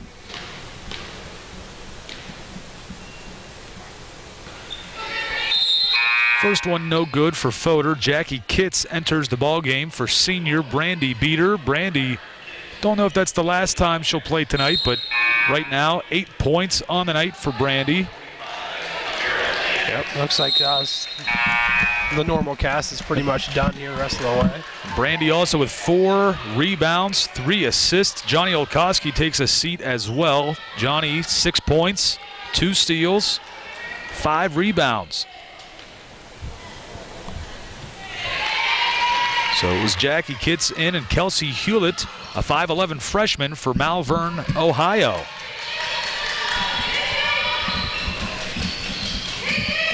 Inside pass, Grace Fodor the only one there. 2:05 to play. And we'll see what some of these younger Lady Toppers can do. Yeah, absolutely. Good chance for Coach Cooper to see what he's got on the bench. Belknap back to Fodor. 15 on the shot clock, plenty of time. Inside, Belknap, shot is good. Her second bucket. Good ball movement, good rotation. Easy bucket for the Lady Toppers. The drive, the shot, no good. Rebounded by Fodor. She dishes it off. Now it's Hewlett, the freshman. 3-point shot doesn't go. Kitts trying to fight for that board. And has a smile on her face as she sits there on the floor like, I should have had that. Yeah, she took a, it looks like she had a little bit of a push, though. A little help to the ground there, Todd, but, you know, with a $1:21 left, not going to call that. This game in hand for the Lady Toppers. Well, it went from a double-digit lead early in this ball game for West Liberty to down to as many, I believe the lead was down to 4 or 5, and now all the way back up to 20. Travel. West Liberty takes the possession back. Oh, the lead was as low as 2. Our director, producer / everything today, Chad Richards, telling me. Just when you think you know it all, Chad steps in and lets you know you don't. Well, that's why I'm glad Chad is here. That's why he keeps us honest. Yeah, I'm glad Chad is here. Fodor around the horn. 10 on the shot clock. Belknap pumping, driving. Shot is good. 85-63. Yeah, Lady Topper's just exploding in those final 2 minutes in the third quarter and what's left of it here in the fourth. And a timeout called by Vicky Bullitt and West Virginia Wesleyan. And I'm sure for Coach Bullitt, 35 seconds left in a 22-point game. There's still moments that are coachable for her team. Yeah. And she might have wanted to get some people in there as well, too. She might not have had another chance to do it. And this is also a very young team for West Virginia Wesleyan. Looking at their roster, only 2 seniors on the entire roster. Neither one of those starting. Yeah. You got Mackenzie Martin and Alexa Zelong. Now maybe by the end of the season or some part of the season, maybe they'll start. But tonight, no seniors starting. They got 2 juniors and 3 sophomores in the starting lineup for Wesleyan. This is Martin, one of the seniors. Picks up her dribble. This is number 5, Lubzinski. Shot does not go. Jackie Kitts gets the rebound, and she's going to be fouled. Yeah, she'll be shooting too. And this is going to go against Emily Carl, number 35. Or number 45, I'm sorry. I was trying to look at the officials' hand gestures. It's going to go against number 45, Amira Layeni.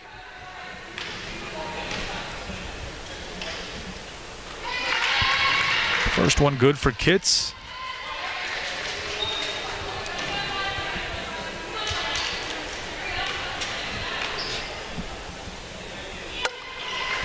Second one no good. 15 seconds remain.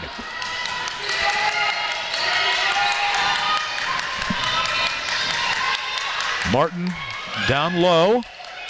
Shot no good. Rebounded by Liv Belknap. Time will run out. The Lady Toppers pick up their first victory in the Mountain East Conference play this season. They win 86-63, and they did it without the services of their starting point guard, Audrey Tingle. Lady Toppers took over a few of them between Marissa Brown, 33 points, 4 blocks, 19 rebounds for Marissa Brown. Then also Taylor Johnson, 18 points. She had 13 assists and 6 rebounds. And then Morgan Bruner, the other double-digit player, 11 points. She also had 2 assists and 5 rebounds as well. The Lady Toppers in this ball game, take a look at the team stats. Shot 47% from the field, 33% from behind the arc, and 65 from the foul line. At 44 rebounds to 30 for West Virginia Wesleyan. And there was at no point in this ball game where West Virginia Wesleyan led. The Lady Toppers, if the ball game wasn't tied, they had to lead the entirety of the game. Yeah, it got close for a little bit, but Lady Toppers able to do what they had to do there, Todd, in that final stretch there, and use their talent and their skill to pull this one out. The Lady Toppers, listen to this stat, 24 assists to 8 for West Virginia Wesleyan. Here's another one that will surprise at least you and I, Kyle. The block stats, they have 6 total for West Liberty in this ball game, 4 for West Virginia Wesleyan. Pretty sure saw Marissa Brown have more than 6 herself in this one. So a little tough there on the block end for Marissa Brown and the Lady Toppers in this ball game, but a big victory, 87-62. The Lady Toppers win. They pick up their first conference victory of the season. And again, the next time they will play, they travel down to North Carolina on the 21st to play at Winston-Salem State. And then after that, they will play Embry-Riddle down in Florida on November 24th. And the next time you can see them on the West Liberty Sports Network will be at home at the ASRC Wednesday, November 28th. At 5:30 p.m., they will take on Urbana, a Mountain East Conference opponent. So again, the Lady Toppers win big here, picking up their first conference victory of the season. And they move to 3-2 on the year, 1-1 in conference play. When we return from the break, it'll be the men's side of this matchup as the Hilltoppers take on the Bobcats on the West Liberty Sports Network.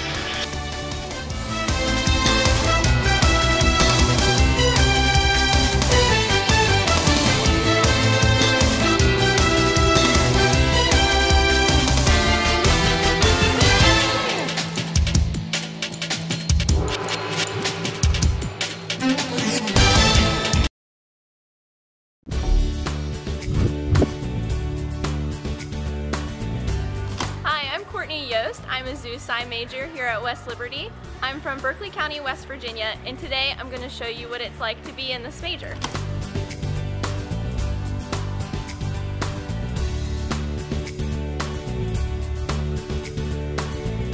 Let's go check out my ecology class with Dr. Loafman. Today we're studying post-race speciation, and the model organism for that is an apple maggot fly. So if you see each one of these circles represents the population of apple maggot flies. Let's check out our snake room in one of our animal care labs.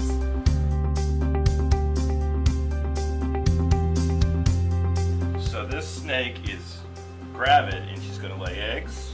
So if you look at the back end, see how swollen she is? Those are all the eggs that she's going to hopefully lay in this lay box that we've put in there.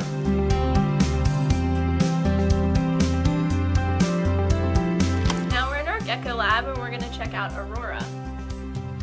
So Aurora is one of our giant geckos, and we got her as a hatchling when the program started in 2015, and she's grown up here and the students have taken care of her and raised her. Aurora is from New Caledonia, which is an island off the coast of Australia. And that's the only place on planet Earth that these geckos are found. We have 4 species of geckos in this lab, and we recently had a crested gecko egg hatch. I've always loved animals, and I knew for a long time that I wanted to work with them. I didn't really know in what setting, and when I learned about West Liberty University Zoo Science program, I thought that would be awesome to get involved in, so I came here and I've loved it.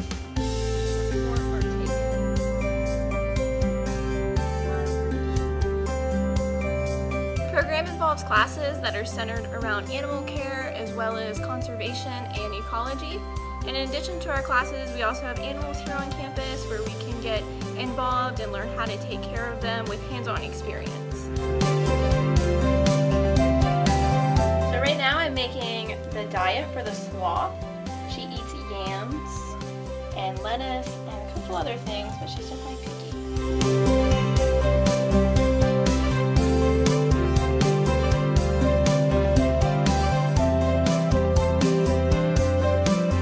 Today's a carnival day on the quad, and my sorority set up over here, so let's go check it out. Hey guys! Hi! Both of you. So some of the zoo site animals are outside today because it's really nice, so we can go take a look at them. This is Sweet Pea, our Linnaeus two-toed sloth, and right now she's climbing around on her little jungle gym. These sloths are arboreal, so this is what they do. Where's my baby? Oh, I know. The zoo sci program here at West Liberty University now has 2 tracks. You can either go into the applied conservation track or the zoo science track, but for your first year you get a little bit of experience in both. That way you can decide which direction you want to go. Once we reach a certain number of hours with animal care here at West Liberty University, we move on to taking care of some of the animals at the Oglebay Good Zoo.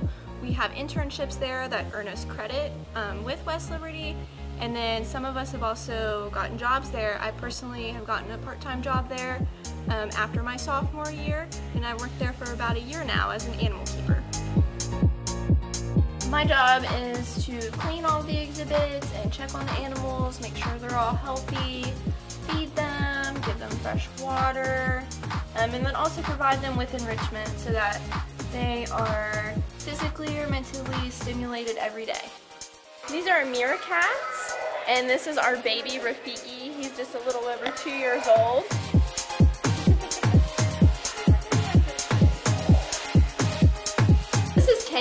one of our ring-tailed lemurs.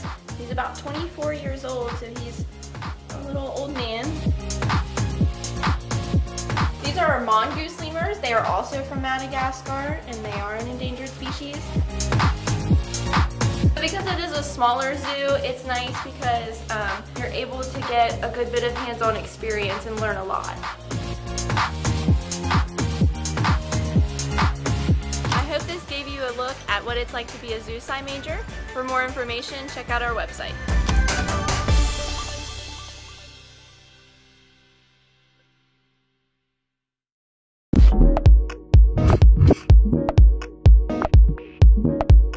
Hi, I'm Sydney Stewart. I'm a psychology major here at West Liberty, and I'm going to show you what it's like.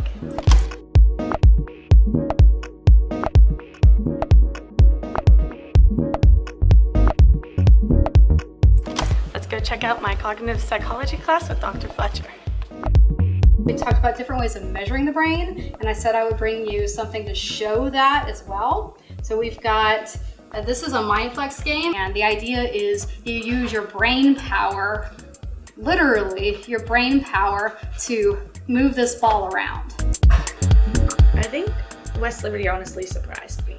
It was not my dream school, and then once I decided to come here, at first I was a little bit timid about it, and I just kind of thought, well, this is what it's going to be. But after being here even just one semester, I realized that this was going to be so much more than I could have asked for. Today we're dissecting a sheep brain. At West Liberty, they have, we do different events like SEPA is one of our big research events. We also have just smaller ones around kind of the area. So a lot of the research and coursework here at West Liberty is really individualized with our professors. Let's go check out my clinical psychology class with Dr. McLean.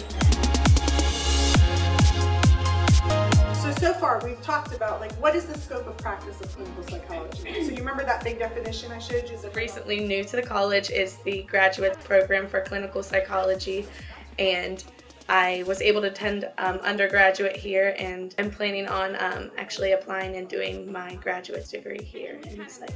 Okay, what are the characteristics of somebody who's a clinical psychologist? What are the effective ingredients in being a therapist? Now let's check out my Introduction to Learning class. So we're going to go through these different types of ways of recording things. I wanted to bring in some old school types of recording measures that we've used in psychology, as well as some things that are still being used today. So do it for 30 seconds, hold it up so she can see it, and then she's going to, with her right hand only, if you drop one, let it go and keep going. A lot of the classes here, the teachers will actually have you do the book work and most of the studying outside of the classes. And then when you meet at your class times, we do a lot of hands-on activities where we will use practical knowledge of what we learned in the book. So a lot of the time you're doing the book work before you show up, but once you're in class it's really entertaining and you're really learning a lot. For my special topics class, I meet individually with Dr. McLean.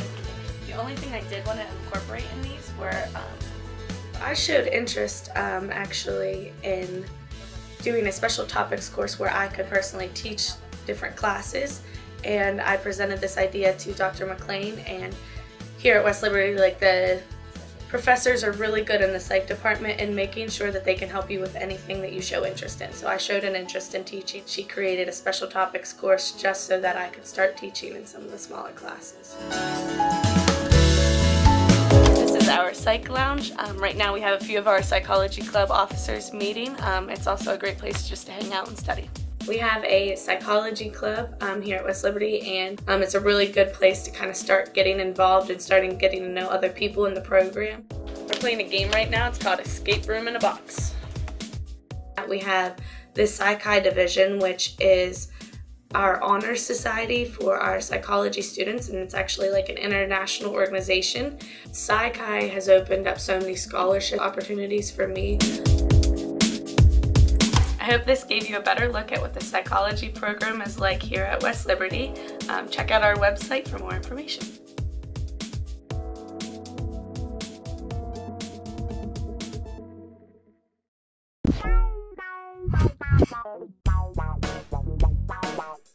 Hi guys, I'm Cassidy Simonson. I'm an accounting major here at West Liberty University, and today I'm going to show you what it's like in the life of an accounting major.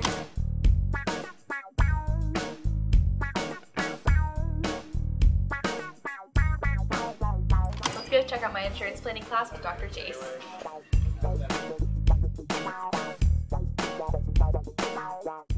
So last time we stopped at the individual policy for health insurance, and we talked about major medical. What are some key features of an individual major medical policy? Cassidy? It doesn't include self-inflicted injuries. Right. So I am a double major here at West Liberty. I'm doing accounting and finance. To sit for the Certified Public Accountant exam, you need 150 credit hours. So by doing a dual major, you will be ready to sit for it the second that you graduate, which is a great thing here at West Liberty. Now let's go check out my international business class with Dr. Briggs. What have we done thus far in our trade war with China? We do have a pretty big variety of classes. Not only are you going to take accounting for your accounting major, but you'll be in an international business class to kind of see how everything comes together on a global scale. So I came to class early today to meet with Dr. Adams about my portfolio and investments class. This is what I have so far. So I have it set up like in the columns, how you were saying. Because our program is smaller, you get a lot of individualized attention. So if I have a question, I can go straight to the professor's office, and they're usually available to meet with me and go over any questions, concerns I have. And now track, is it a capital gain or loss, and calculate your tax. Okay. For my management strategy and policy class, I'm meeting with my capstone group. We're going to work on our 40-minute project and get this PowerPoint started.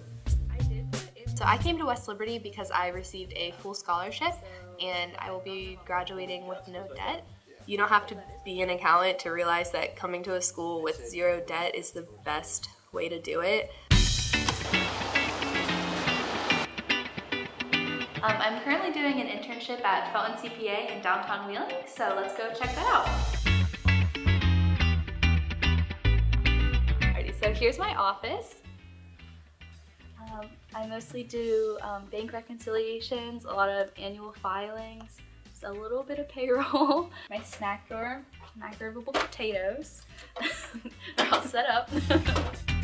So after I graduate, Felton CPA, where I'm doing my internship, is going to hire me on as a full-time staff accountant. And then I will start the process of getting my CPA. Felton CPA, this is Cassidy. How may I help you? I like to start my day off with a hot chocolate from Jasmine's. Since coming here, it has been a great experience. I've met so many people and have had just the best education possible, and I'm so grateful that I have come here. Now we're gonna go meet with my advisor, Professor Mike Blackwell. Good to see you, Cassidy. Hi, good to see you. Welcome back. I've been looking at your schedule, and things are looking like you're right on pace to graduate next semester. First of all, how's the internship going? It's actually going great. They asked me to stay after I graduate. I think that's probably a good sign. That's wonderful. Yeah, thank you. Excellent. All of our professors are certified public accountants, and they have all worked in the field. So they have that real life knowledge that they can impart on you. And then most of our professors are involved in like the local chamber. One of our professors has his own tax business. So it's just that real life knowledge that they can give you on like the one-on-one basis. I hope this gave you a good look into what it's like being an accounting major here at West Liberty University. For more information, visit our website.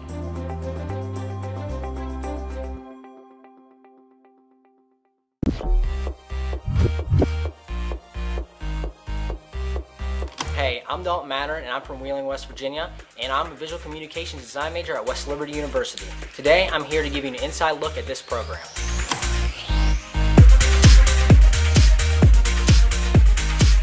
Let's go check out my graphic design history class.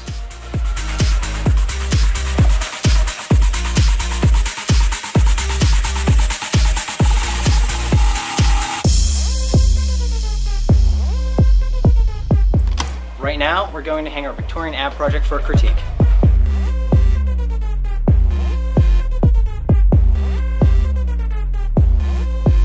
So we're looking at what makes it a Victorian ad, for one, and then two, what makes it work as a composition and with the typography and the concept. Really enjoy this one right here. I really like the aesthetic about it, the black and gray and white. At this time, probably chromolithography wasn't being used, and so they preferred the black, white, gray over something that uses chromolithography, which is color printing. In my Design 2 class, we're using cardboard to construct three-dimensional tiny homes.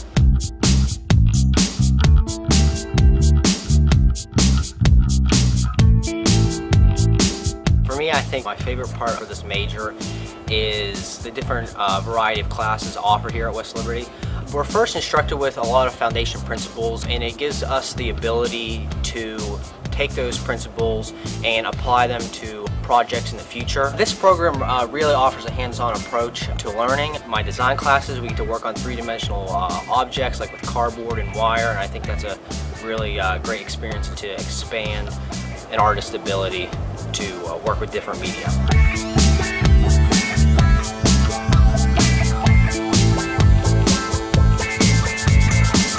Sometimes it's nice just to hang out at the union and work on homework.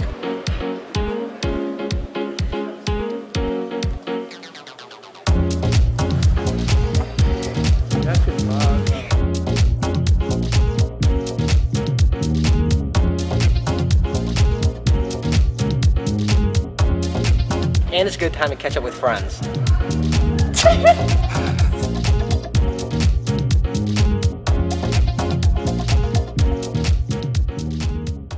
I hope this gave you an inside look at the visual communication design major here at West Liberty University. Check us out online to find out more about this program.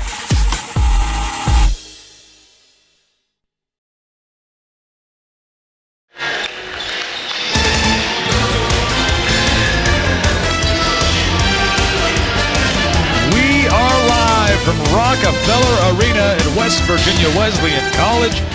Thank you for joining us on the West Liberty Sports Network for this broadcast of West Liberty men's basketball against West Virginia Wesleyan. This broadcast is brought to you by Belmont Savings Bank, A&B Kia, Country Club Rehabilitation Campus, The Store, Undo's, and Main Street Bank. Thank you for joining us. Again, I am Todd Ullom, joined by Kyle Patrick. Kyle, a great matchup tonight as it's two 3-1 teams, 1-0, both of them in the Mountain East Conference, taking on each other tonight with the Bobcats of West Virginia Wesleyan and the Toppers of West Liberty. We take a look at some of the stats to look at the matchup. The Toppers, 119 points per game. They give up 98.5 for Wesleyan. They score 72.5 and give up 69 points per game. Rebounding per game, the Toppers have a huge advantage, 43.5 to 28. And then in the assist column, West Liberty 20 per game, West Virginia Wesleyan 17.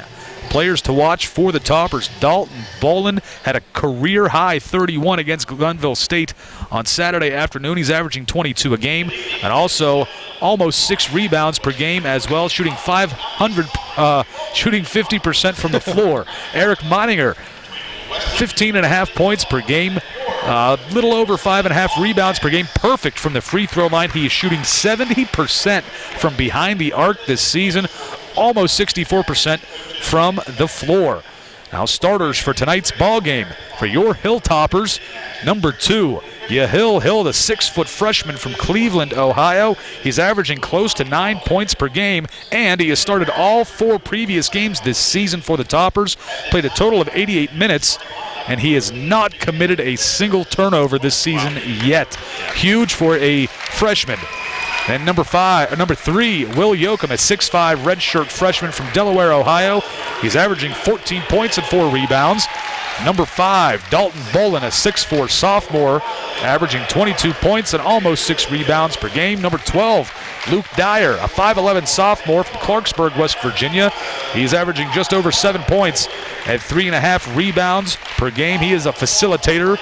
And number 33, Eric Meininger, the 6'5 senior from Centerville, Ohio, 15.5 points and 5.8 rebounds per game. The head coach for your Hilltoppers, Ben Howlett. He is 29-5 in his second season at his alma mater, West Liberty.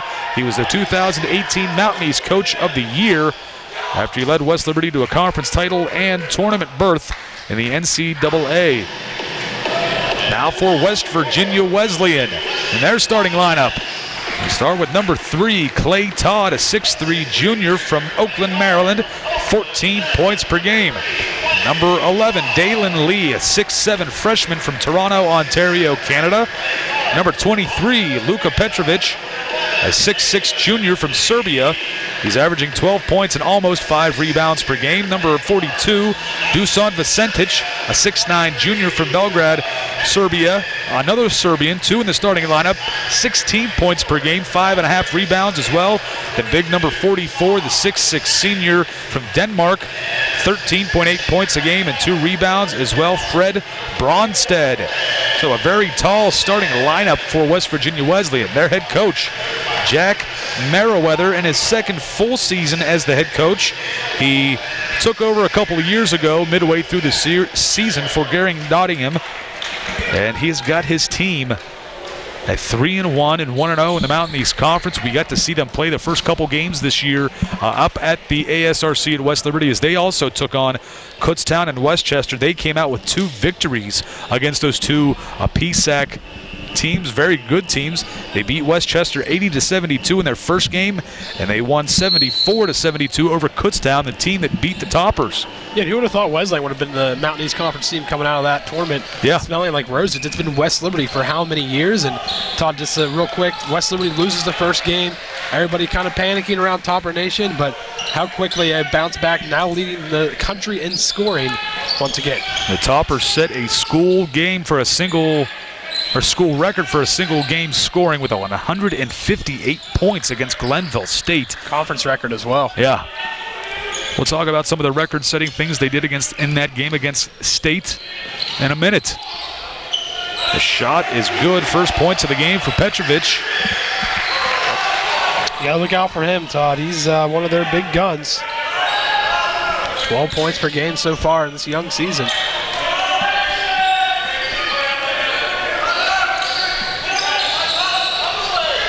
Dalton Bolin double-teamed. He gets into the lane. Shot with the right hand is good over Vicentic. Yeah, Todd, that was an ugly possession, too. I mean, you saw Eric Meininger waving Will Yoakum over, saying, hey, you're going the wrong way, and Toppers weren't moving the ball very well. An offensive foul will be called against Wesleyan. That'll go against Vicentic. That'll be his first, team first. But yeah, to get back to that real quick, Todd, and then it just shows how good this West Liberty team is, because they can rely on their athletes and their ability to make a play. You saw Dalton Bolin there improvising, driving to the hoop. Bolin thought about the deep 3. Decides against it, goes inside to Meininger. Shot rolls around and good. His first bucket. Yeah, Wesleyan doing a good job really not giving West Liberty anything available from 3-point range. But Toppers say, proving, hey, we don't care how big your starting lineup is. We're going to go inside. We're not scared. Presses on. Wesleyan beats it. Petrovic for 3. A little bit too long, and Meininger comes up with it for the Toppers. Inside, oh, back out to Yoakum. Can't get the shot to fall. And a foul will be called against Luke Dyer. That's a touchy foul. His first, team first. The foul might have actually saved a slam there, though, from Wesleyan, because they had numbers going the other way. But if you give up, it's not going to be called like that all night, Todd, because that wasn't much of a foul. It will affect the Toppers' press.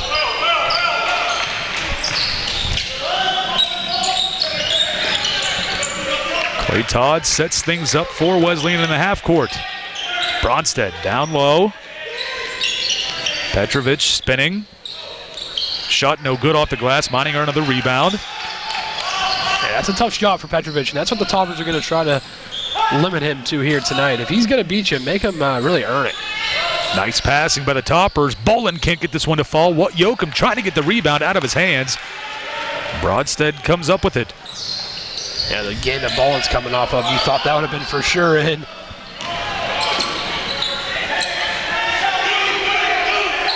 Todd looking around. The only American on the team. Very international starting lineup for West Virginia Wesleyan. 2 Serbians. Bronsted from Denmark. This pass inside to Vicentic. The 2 Serbians connect there. No shot on the play, but there is a foul. And they're going to call this on Dalton Bolin. It'll be his first, team second. Yeah, things started out pretty quick, good tempo, but really slowing down here of late. Both teams trying to find their footing offensively, missing a couple shots. Play-Todd for 3. He hits it. And West Virginia Wesleyan takes the lead 5-4. That's a tough shot by Todd. Give him credit. He had a tough shot from the corner. Dyer inside to Meininger on the block. He's going to be fouled by Vicentic. That'll be his second, team second. Yeah, Vicentic never really gave Meininger a chance to get to the rim that time. Good call there by the officials. Vicentic will take a seat as Jalen Melvin, number 22, the 6'10 sophomore from Hyattsville, Maryland, enters the game. Ullom trying to split the defenders, and the shot does go. His first bucket. Good job by Ullom. Again, Toppers going inside again, Todd. They're not scared.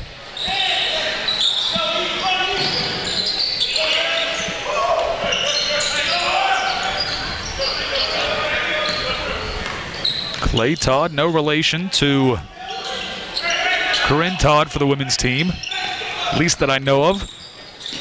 Todd from the free throw line, no good. Dyer with the rebound. Meininger looking, finds Dyer, pump fakes. Nice pass inside to Hill, back out to Ullom. Meininger gets the handle, nobody there, right-handed finish. Todd, that ball movement's unbelievable there by the Toppers, and everybody likes to yell. I mean, back when you get thinking back to the ASRC when Luke Dyer passes up on some threes, because he does. But you know, he always looks to dish first, and you see right there why. That's just a perfect example. Shows you how good this offense can be. Melvin to Bronsted, his three-point shot, no good. Meininger another board. Again, Wesleyan's had some looks here early on, not converting. Toppers yet to hit an outside shot. Inside to Bolin, great vision, great pass. Meininger, one of the best, if not the best in the conference. Yeah, his vision down the court is unbelievable. And yeah, it doesn't hurt that he's a senior and he's been around a lot of good players and he's had a lot of practice at that. Bronsted, another three. This one no good as well. And another rebound for Eric Meininger. Inside of Ullom, he's fouled hard. This one will go against Dalen Lee. And a new 5 in for the Toppers. And they're going to have to wait.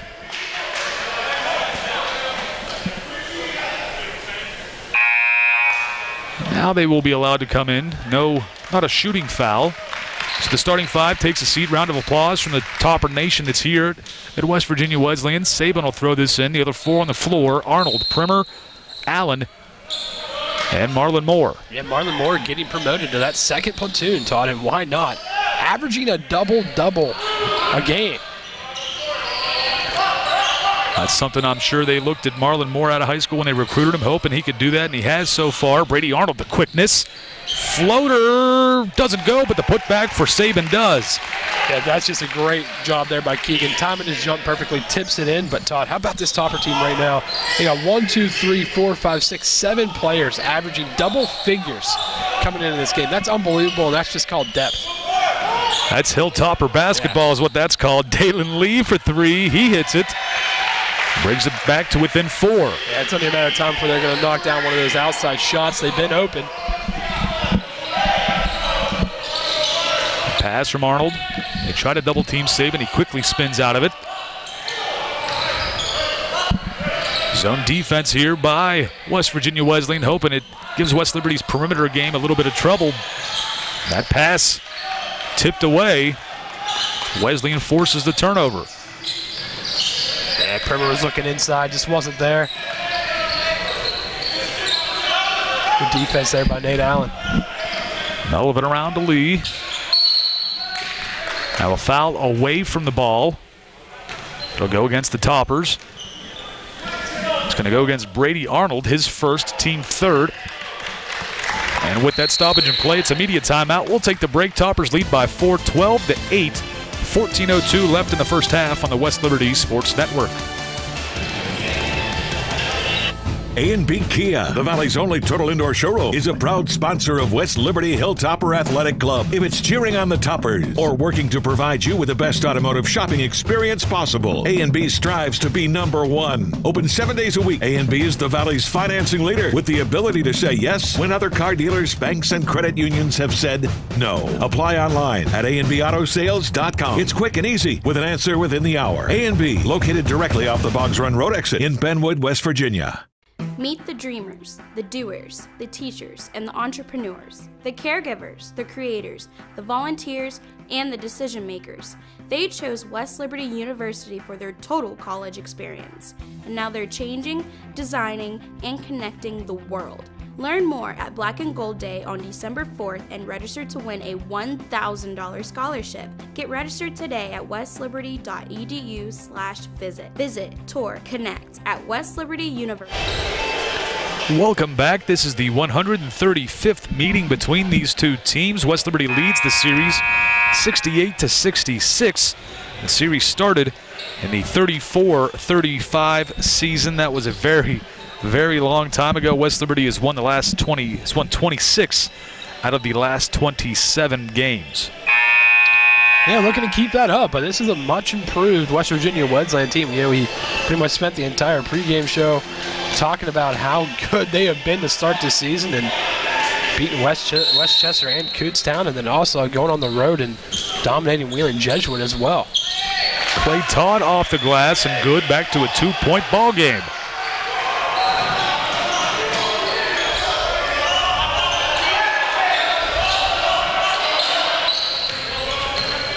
Saban directing traffic, finds Nate Allen. Back to Saban, 13 on the shot clock. Allen in the corner, drives baseline, bounce pass to Moore. Shot is good. Yeah, Marlin just giving Nate Allen a option right there as West Virginia Wesleyan was showing some pretty good defense around the horn. Block. Melvin going to be called for the travel. It'll be Topper ball. Yeah, that's what the Topper press does. It just makes you think without knowing you have the basketball, and makes you just want to move quicker than what you're supposed to, and that's what happened there. He started walking and I forgot to put the ball down.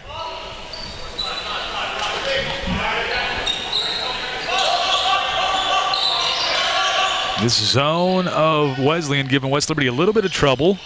Arnold inside to Moore. Has to go back out to Arnold. He's into the lane. Shot is up and good for Brady, his first bucket of the night. Yeah, about to spin on the ball there by Brady Arnold, making sure it goes in. So good at that, Todd, and it's just fun to watch him drive into the lane.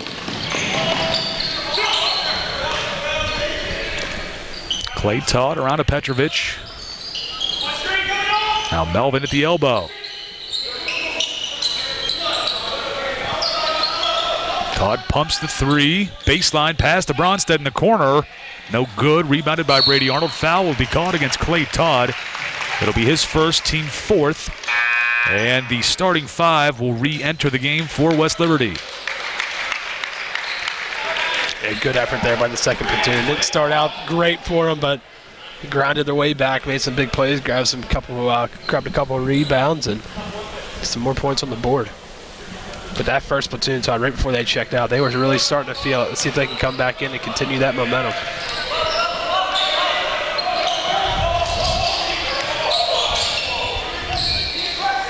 Meininger will drive, passes it along to the corner. Bolin, three-pointer, no good. Meininger fighting for the board and gets it back out to Dyer. Straightaway three, no good. And Play-Todd with the defensive rebound. Yeah, I believe the Toppers and a push-off offensive foul on Play-Todd. His second very quickly, team fifth. Yeah, good job by Dalton Ball. Maybe a little bit of an acting job, but you got to do that, Todd, if you're going to. I mean, that's part of basketball. It really is. And even the pros will tell you that. You got to be able to sell a call. Todd will have to come out. Edward Floor into the game, a 5'11 sophomore from Pittsburgh, PA. Number 5.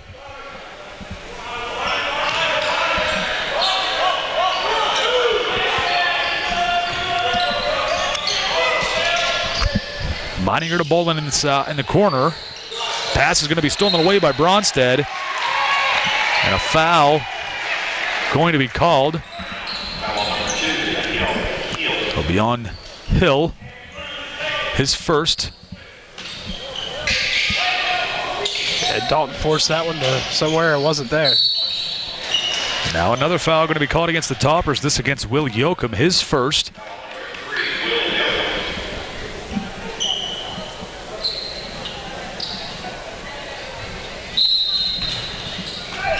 Toppers have both teams now with 5 team fouls.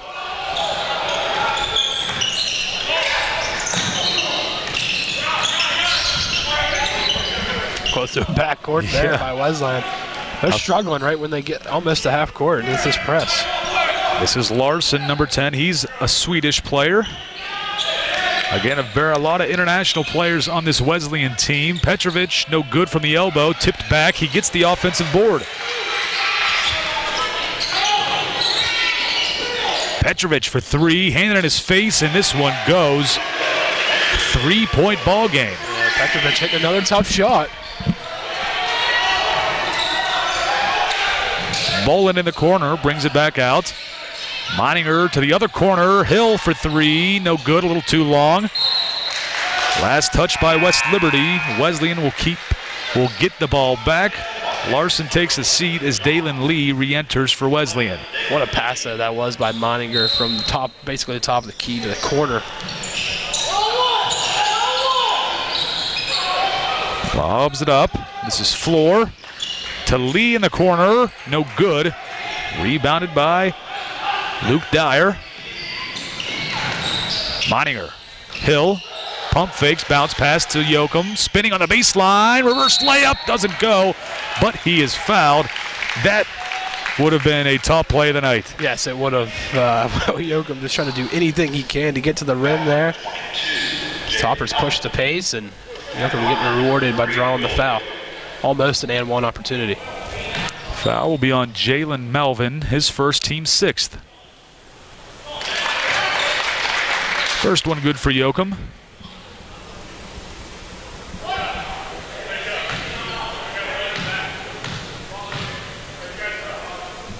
Second one good as well. 18-13. Toppers lead by 5.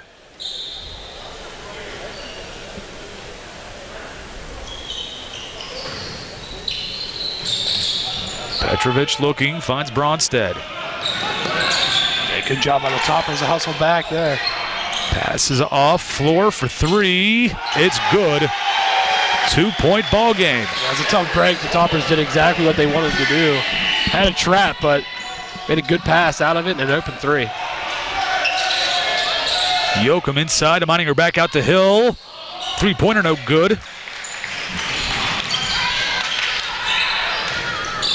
Petrovic long up the floor. This one no good. He gets his own rebound though. And a new shot clock. Bronsted quickly for 3. This one is good, and Wesleyan leads by 1, 19-18. Yeah, you can see this Wesleyan team can shoot the 3. Toppers giving them too many open looks right now, and Wesleyan capitalizing. We've seen Bronsted do that now for a couple years, the senior for Wesleyan. Bolin pumps, puts up the 3, can't answer back. And a foul going to be called against Will Yoakum, his second, team 6th. Coach Howlett not happy with the call. And that will be a media timeout. With under 10 minutes left to play, Toppers down by 1, 19-18. We will be right back for more on the West Liberty Sports Network.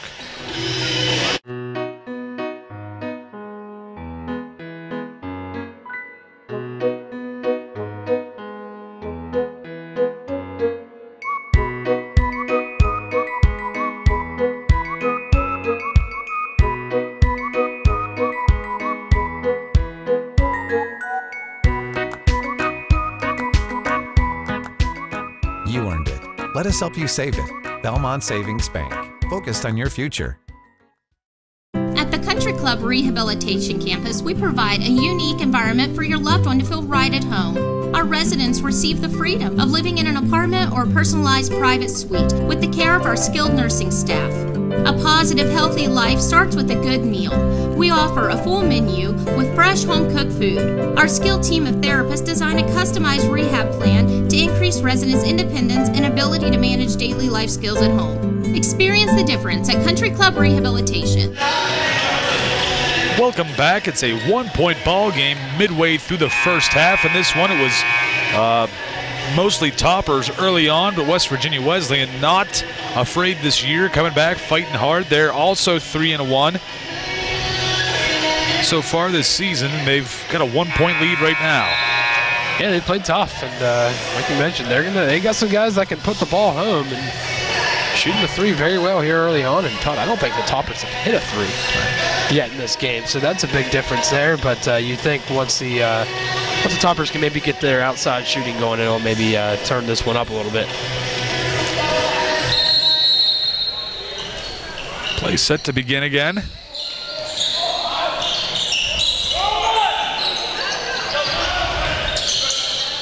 Petrovic trying to find somebody, does, and Vicentich back into this ball game with 2 fouls.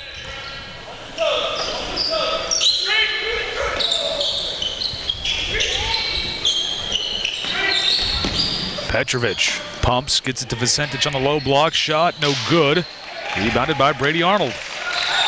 Yeah, Brady checking in for Hill now, see if he can give this first platoon a little bit of a lift. Tyler Primer also in for Yoakum. Bolin for 3. This one's good. Toppers get the lead back. Yeah, Dalton needed that one, Todd. He's had a couple of really good looks from the outside. None of them have fallen. It's that one to go. Dalton with 7 points now. Marlon Moore comes to the scores table, over and back on Vicentich. And Moore will come into the game for Eric Moninger. Yeah, Marlon's just really proven himself, like I said earlier this year, and he's going to get a chance to play a lot of big minutes this year for the Toppers. And I mean, that's what, I mean, obviously you don't get to blow out teams a lot, Todd, but that happened in the last couple of games for the Toppers, and get a chance to get some guys in there and really see what they got. And give Marlon a lot of credit. When he got in, he played hard, and he really proved to this coaching staff that he can play. Dyer finding Primer down low to Marlon Moore. Saves this one from going out of bounds. He's going to lose it to Floor, though. A race to the bucket. Dyer met him there, but they will call the foul. Floor will shoot 2. Yeah, almost terrific defense by Luke Dyer. If he was maybe a half a second quicker at getting to that spot, who knows, so that could have been a charge. That'll be his second, team 7th. As Wesleyan is now in the bonus.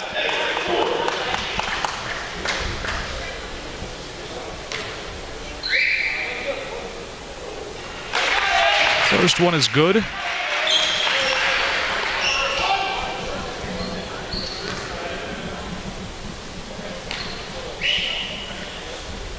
Second one goes as well. Tie ball game at 21.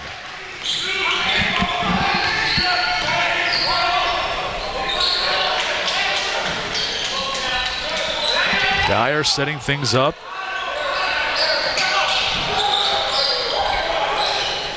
Arnold thought about the 3. Dyer, pass is going to be kicked by Floor. Moninger back into the game for Marlon Moore. Just nothing there that time. You saw Brady and Luke kept rotating back in between each other, switching, and nothing getting open. Pass to Bolin, double teamed.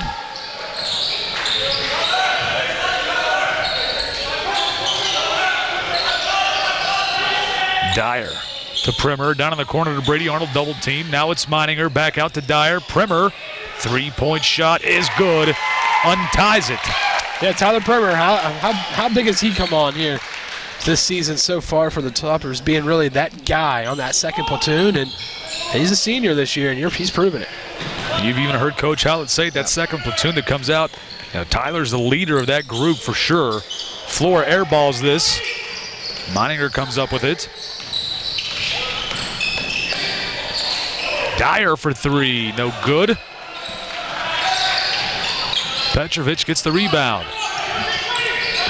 Yeah, Luke had an open look and said, why not? Everybody on this team has a green light at any point. Valen Lee for three. It's good. Tie ball game again. Yeah, Wesleyan's just really getting bailed out early on by their three-point shooting. They're shooting it very well here.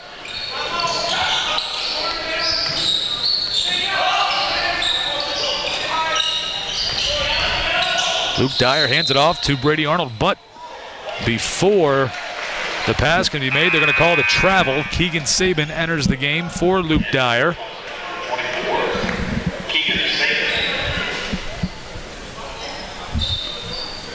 It will be Petrovic throwing it in.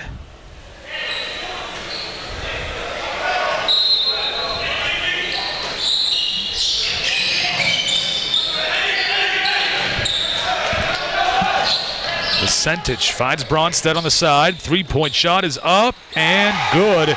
Wesleyan leads by three. Yeah, I can't believe he hit that one. I mean, he stepped back and never looked like he was set and ready to shoot it, but good shot. Arnold picks up the dribble. Back to Brady. Sabin thought about the three. Primer around the horn they go. Inside to Meininger. Shot is good. He's up to 6 points. Yeah, really good ball movement there in that last possession. I think everybody touched it and finally got the shot they wanted down low with Eric Meininger. Yoakum and Hill re-enter the game for Primer and Arnold.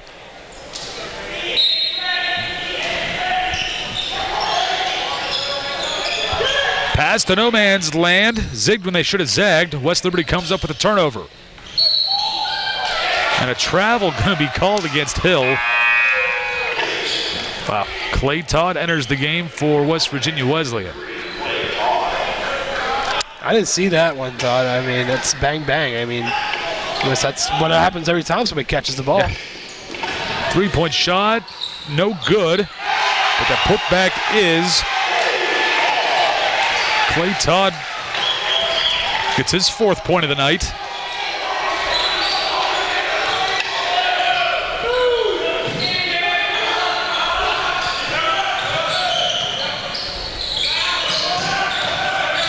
Sabin looking, trying to find somewhere to get through in this zone defense. 10 on the shot clock. Yoakum driving, finds Meininger, back out. Pass is tipped with 3-2-1. Puts it up, good if it goes, but it's going to be short. Shot clock violation. Yeah, that's just been the story so far for the Toppers offense. I mean, they've had a couple possessions where they've really looked good moving the ball around, but they've had a lot of possessions, though, too, as well, where they just look like they have nowhere to go because Wesleyan's taken away everything.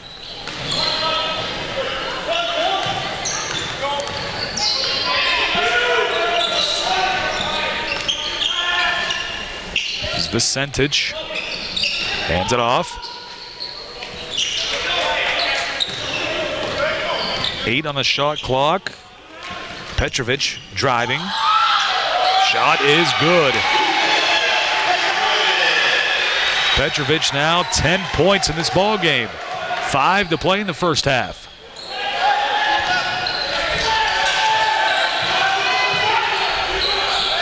Bolin, deep three, good, nothing but net.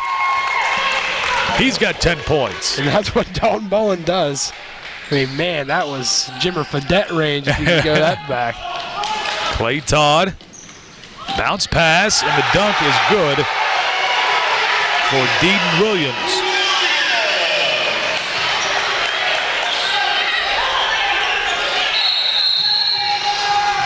This play is stopped, and the rim is broken.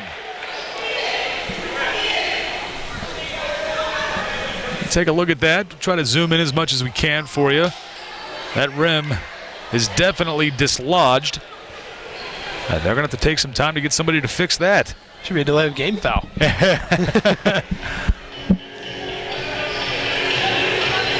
So we will take a break while this is getting fixed. We will be back for more from the Rockefeller Arena at West Virginia Wesleyan on the West Liberty Sports Network.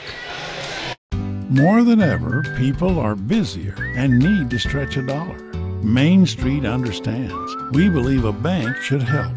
Maybe that's why we keep growing. With extended hours, easy parking, higher interest savings accounts, and the lowest fees in the area. Locally owned with local decision makers. Built by the people, for the people. We don't want to be the biggest bank. We just want to be the best. Main Street Bank. Undo's Catering, family-owned since 1953. With newly remodeled catering facilities throughout the Ohio Valley, Undo's can accommodate banquets from 25 to 700 guests. Undo's caters weddings, picnics, corporate events, holiday events, and job site drop-offs for the construction and oil and gas industry. Call 304-233-5566 today. Pride is our main ingredient. Undo's. Welcome back. No, nobody's cutting down nets just yet. It's the start of the season, not the end. The rim is fixed. Looked like a pretty easy fix. Just kind of popped it right back. Yeah, like when you dislocate. Pretty much, yeah. Shoulder or something, just pop it right back into place. Shoulder. That sounds way. You could have said finger. Shoulder sounds way too painful. Well, that's like the most common one. But yeah, it looked like it was a pretty... have you ever seen somebody... most people have seen somebody just pop somebody's shoulder back into place. Right, yeah. Give it a good old push. That's pretty much exactly what they did to the rim, and it went right back into place, and it's good to go. Shouldn't be too much longer before we're set to get play going again. Toppers down by 4. I think that's going to help the Toppers, that little break, little delay, because Wesleyan had all the momentum. They just had a big dunk, obviously, that brought down the rim, and they're shooting the ball lights out from 3, and everything was going their way. Toppers were looking like a mess offensively. Gives the Toppers a chance to breathe a little bit, take a couple seconds, and see if they can come out here of this little delay and get things going. So far in this one, the Toppers shooting 61% from the floor, 61.5. Wesleyan, well, hold on a second. Let me update my stat page here a little bit. Might take a minute. I'm going to have to wait on that one for live stats. You got to wait for them to update it, Todd. It might not be on your end. So we'll do our best to bring you live stats if we can get them here.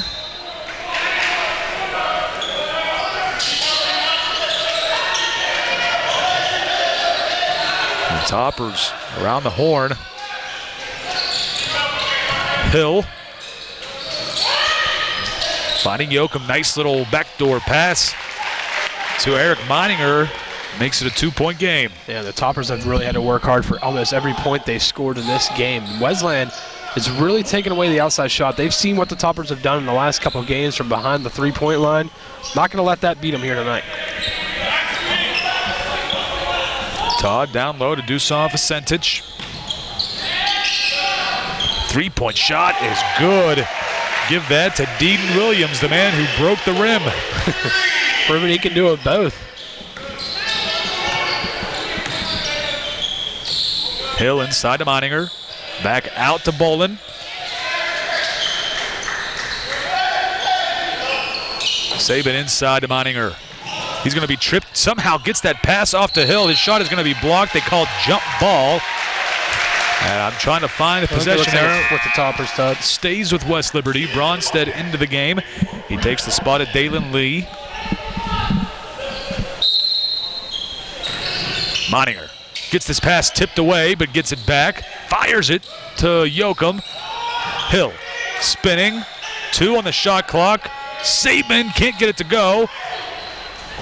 And Bolin trying to save this one, but it goes to Play-Todd. That one was so close to falling there for Saban. Vicentich surveying the scene. Petrovic floats it, and good. Wesleyan now up by 7.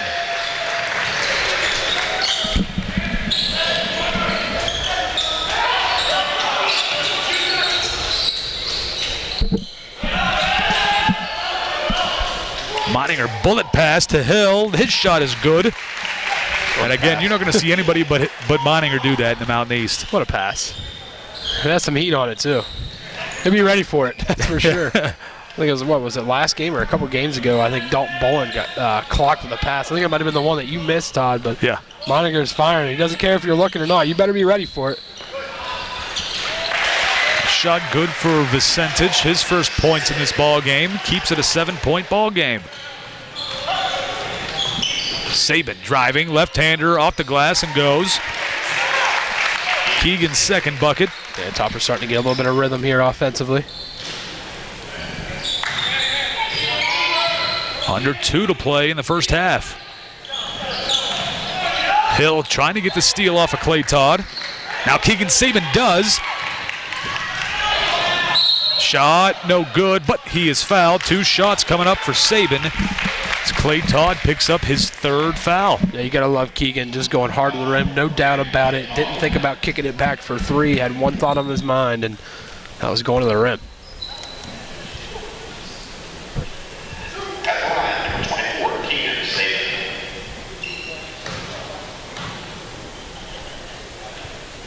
Can't hit the first one. Moore and Arnold into the ball game for Hill and Ullom. Play-Todd will have to grab a breather for West Virginia Wesleyan.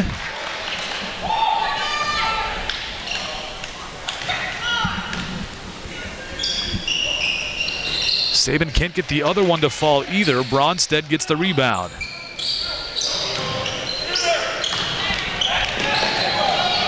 Vicentich puts up a 3, no good. Rebounded by Arnold. 90 seconds to play in the first. Bolin down to Moninger. He's double teamed, looking for someone all the way across the floor. Brady Arnold can't get up to get it. Yeah, too much on that pass that time from Eric Moninger. A little bit too high for Brady Arnold. Probably the only guy on the team that probably wouldn't catch that. Maybe not. Maybe Luke Dyer too, but that's no knock on him. But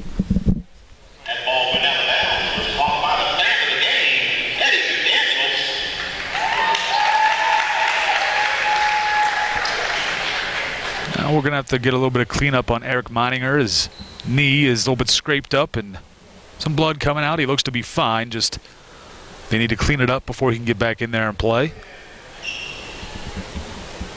Again, athletic trainer Jason Coleman getting the Band-Aid and some tape on there, and Eric looks like he's ready to go. Yep. Eric's a tough customer. I feel like he gets banged up at least once a game just because of how much hard work he does and the areas where he does it in the paint.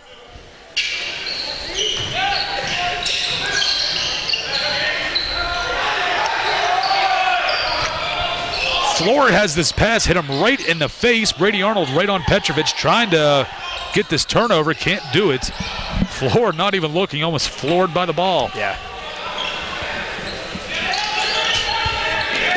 Under 60 to play. Petrovic for 3, no good. We'll see who they give that rebound to. Either Moore or Marlon just tipped it back home for Wesleyan there. Bolin, deep straight away, no good. And Larson comes up with the rebound for Wesleyan. 35 seconds left.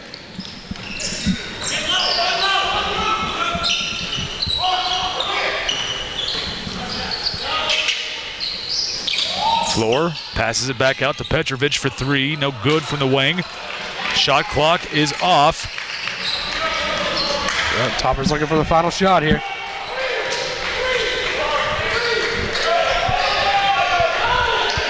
Setting things up now, Saban with 5 seconds left, finding Bolin in the corner, steps to the left, pumps. Arnold for 3, gets a shot blocked, nothing called, and Coach Howlett wanting something and didn't get it. That will be the end of the first half. It's a 5-point ball game. The Toppers go from scoring in the high 80 points the last time they played to 35 in the first half, and this one against West Virginia Wesleyan. Nobody too surprised by this because we got to see Wesleyan play in those first 2 games against Kutztown and Westchester up at the ASRC, so no surprise. This is a close ball game to start the season between Wesleyan and West Liberty. Yeah, we knew Wesleyan was going to be a tough battle here. But, yeah, the Toppers just didn't look good offensively, Todd, and give Wesleyan a lot of credit. It seems like they had a pretty good game plan in place to defend West Liberty, and they said you can clearly tell their game plan defensively. Don't give them any looks from three, and that's what they've done. Well, when we come back for the second half, we will have some stats for you from this first half. We will be back for more on the West Liberty Sports Network.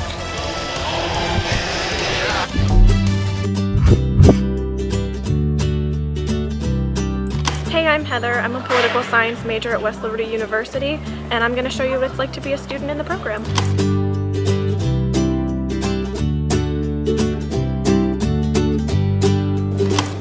Now we're going to head to criminal law with Dr. Barney. My aunt was the one that actually suggested that I go into political science because I'm thinking about going to law school, and she said a lot of applicants are in pre-law and criminal justice. I chose West Liberty because it's closer to home, it's a lot more affordable. I'm a presidential scholar, and I got the Promise Scholarship because my GPA was so high when I graduated high school, and that combined with my ACT score, it was pretty obvious I was going to go here. Now we're heading into Ethics of Criminal Justice with Professor Walters. So, did anybody see that they are starting to come out with different victims saying that they fabricated their stories? Yes. So, what are your thoughts on that? Generally, it's a lot of lecture-based classes, but it's a really laid-back setting. So if you have a question halfway through the lecture, you can just ask it. They make the classes a lot more interesting because they throw in a lot of humor depending on the material. Now we're going to head to my independent study with Professor Fitzpatrick. So remember, a concept is just a broad idea of something, So like an idea of a chair, an idea of size of the economy, an idea of unemployment. Right now I'm taking an independent study with Professor Fitzpatrick. We're learning about methods and research techniques. I am working on a research paper where I have to pick a topic. The topic that I chose for it, I chose human trafficking. And my whole hypothesis is human trafficking is more likely to happen in an autocratic country than it would be in a democracy. So that's all frequency distribution is. I like to go to Jasmine's Cafe and get a coffee and study. Can I get a small caramel delight?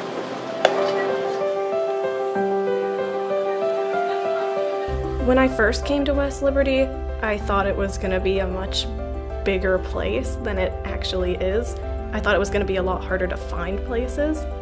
I thought professors were going to be straightforward, they don't really have time for your problems, but they've actually been really helpful. It's a small campus atmosphere, so everyone knows pretty much who you are, and they're all interested in what you're doing. Now we're heading into political science fiction with Professor Fitzpatrick. Alright, so today we're going to talk about The Handmaid's Tale. Or finishing up talking about The Handmaid's Tale. Obviously last class we didn't talk about that much. So today we're really going to get into the text of it. So Professor Fitzpatrick chose different books that we have to read. A lot of it is kind of futuristic government based. So we'll read books like that. We just finished reading The Handmaid's Tale. We'll talk about them and he'll relate it back to real world situations. Hopefully this gave you a look at what it's like to be a political science major at West Liberty. For more information, check out the website.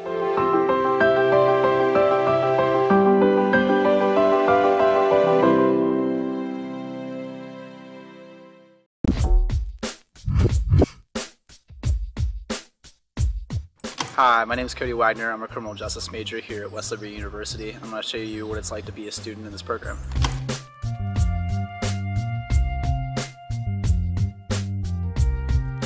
Now we're going to go to my victims of crime class with Dr. Bao.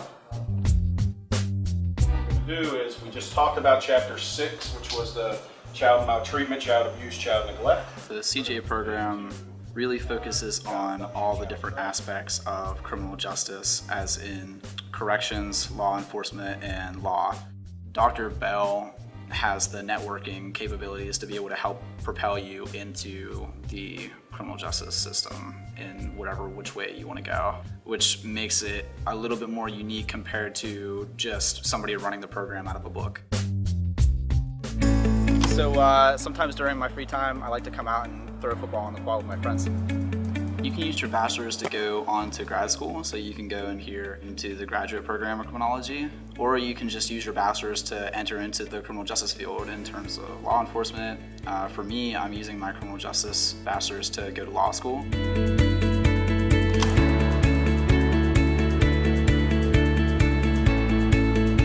Hi, now we're going to go to my internship at the Ohio County Courthouse.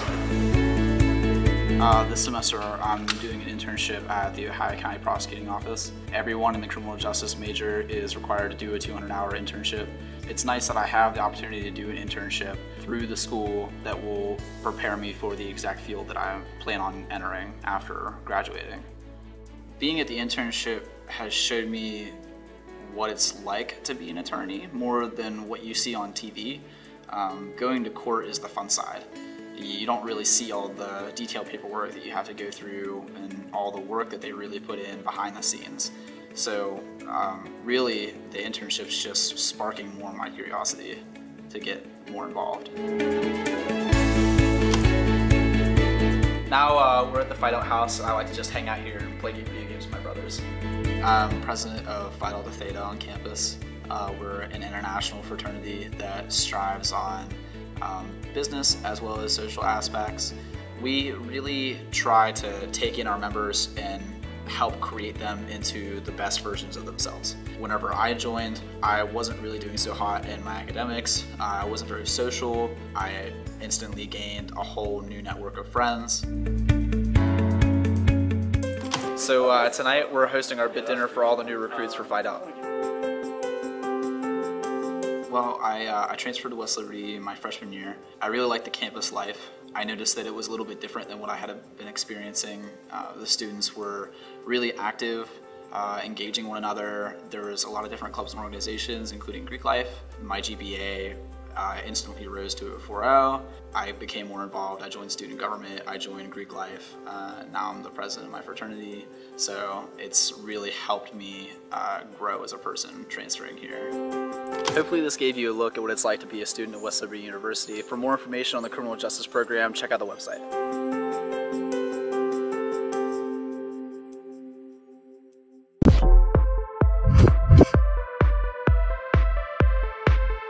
Hi, I'm Kaylee, and I'm a biology pre-med student here at West Liberty, and I'm going to show you what it's like to be a student in this program.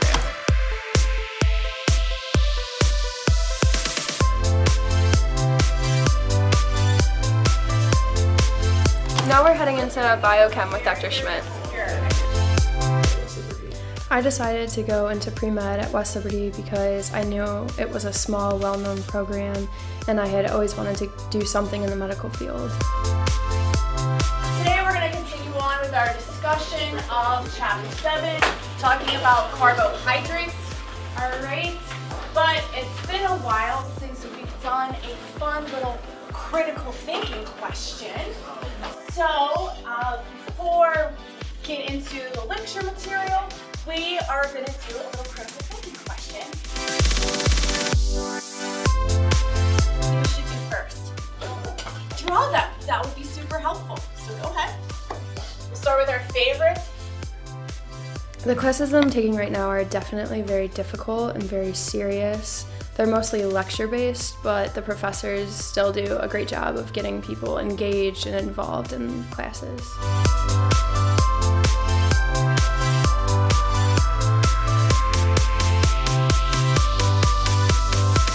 So today we're heading into our biology club cabinet meeting. We have the bake sale going on. Somebody needs to make a sign for that, which I can do. I can make a sign. I've been a part of Bio Club since freshman year. Definitely free pizza got me to go to the first meeting because we have pizza at every meeting. But it's a way that I met so many other biology students, especially upperclassmen who are in the same major. So you form relationships with people who have taken classes that you have to take, and you learn helpful tips from them. It's just like a really good community between the biology program. So now I'm going to be working on my independent research project with Dr. Schmidt, which focuses on how oxygen affects immune responses to Francisella. What we're going to be doing today, Kaylee, is we are going to be doing an ELISA, okay? And what ELISAs do is they allow us to measure. I knew coming into college that I wanted to do some sort of undergraduate research, especially because most medical programs look for that on your CV or your resume. So I waited until the beginning of sophomore year once I had adjusted to college, and I knew Dr. Schmidt had a relatively small lab, so I decided to go and talk to her so I could get more one-on-one hands-on learning experiences with her. A lot of medical school programs look for undergraduate research because it shows that you can multitask between just doing your studies and allotting time for something else. And a lot of programs actually require you to do research when you're in graduate school.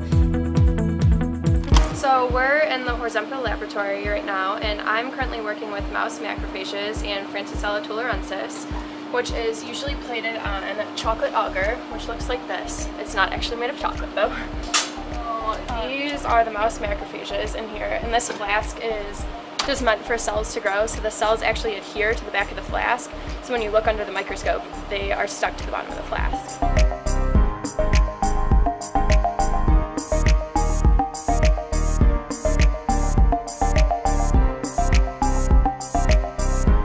Now we're heading into molecular biology with Dr. Kreisberg. It's definitely difficult, but it's so nice having such small class sizes because you really get to know your professors. And a lot of the times I won't even schedule appointments to meet with my professors if I have a question. Like, their doors are just always open, they're always willing to help. You can just walk in, they'll help you with anything, where like I knew I wanted a smaller school for that reason, for that more one-on-one attention. Today I'm working in the microbiology lab with Dr. Kreisberg. A big reason that I chose Westlib was definitely affordability. I'm an Elbin scholar because of my high school GPA and my ACT score from in high school, and it's something that sold my family from the very first visit. And also, even though I'm technically out of state, I get the metro rate, which is awesome because it does bring tuition down so much from when we were first looking, thinking, oh, an out-of-state school, it's probably so expensive, but it's not. I'm also on the volleyball team here at West Liberty, and we're getting ready to have our last match of the regular season.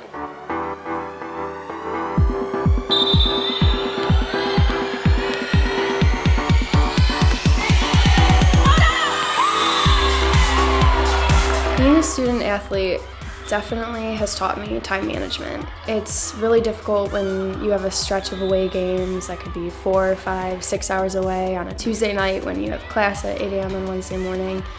But I personally think it helps me because I know I need to study for certain exams or classes because I don't have time to procrastinate or to slack off.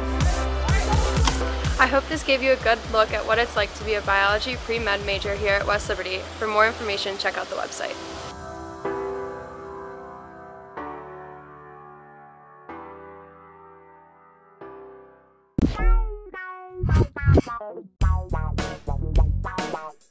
Hi guys, I'm Cassidy Simonson. I'm an accounting major here at West Liberty University, and today I'm going to show you what it's like in the life of an accounting major.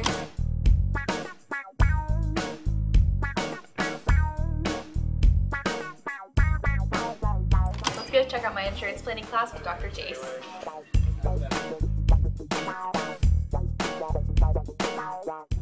So last time we stopped at the individual policy for health insurance.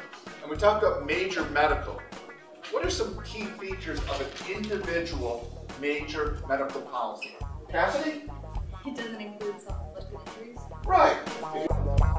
So I am a double major here at West Liberty. I'm doing accounting and finance. To sit for the Certified Public Accountant exam, you need 150 credit hours. So by doing a dual major, you will be ready to sit for it the second that you graduate, which is a great thing here at West Liberty. Now let's go check out my international.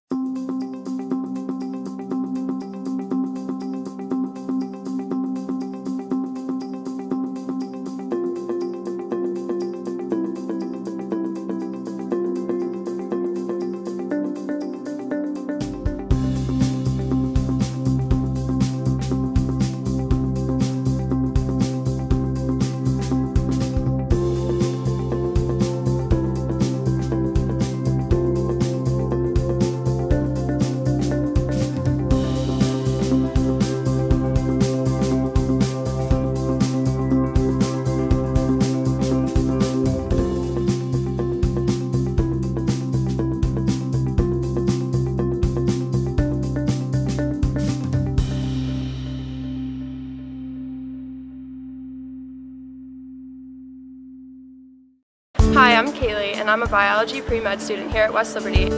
A big reason that I chose West Lib was definitely affordability. I'm an Eldon Scholar because of my high school GPA and my ACT score from in high school, and it's something that sold my family from the very first visit. And also, even though I'm technically out of state, I get the metro rate, which is awesome because it does bring tuition down so much from when we were first looking, thinking, oh, an out-of-state school, it's probably so expensive, but it's not.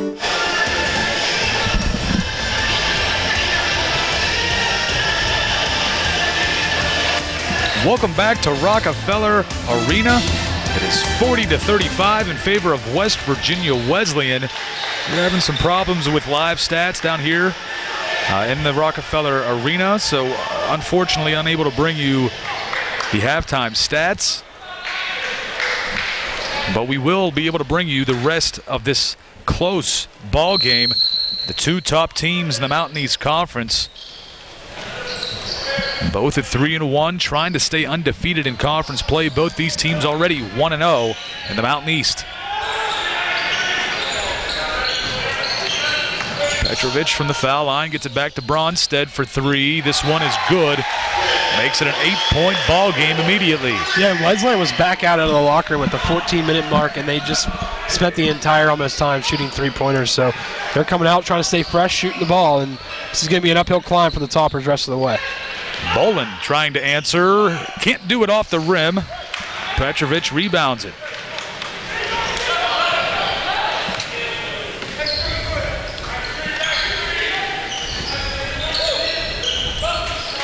Dalen Lee finds Bronstead. Now it's Lee's turn for three. No good. Meininger with another rebound.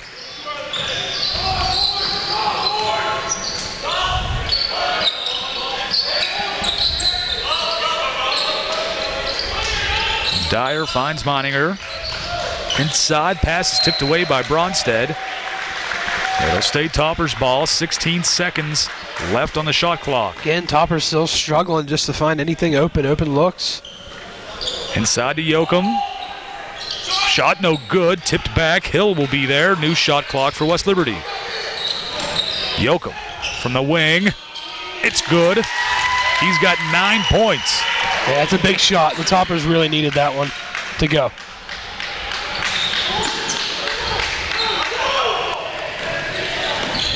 Petrovic finds Play-Todd. His three-point shot no good because it hit the shot clock, even though it bounced back in. It hit the shot clock and a cable. Yeah, that's a big break. Yeah, used to pull the backboard up and out of the way when it's not basketball season.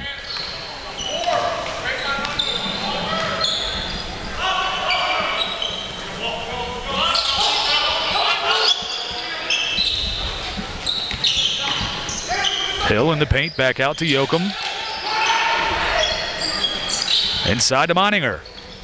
Hands it off to Bolin. Left-handed shot doesn't go. Last touched by Wesleyan, out of bounds. West Liberty takes over possession. Yeah, Dalton doesn't miss too many of those. That was good passing, good work inside by the Toppers to get that opportunity.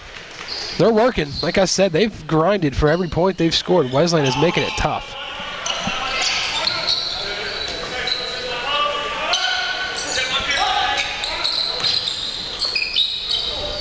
Dyer bounce pass, another bounce pass to Hill, reverse layup goes. Back to a 3-point ball game.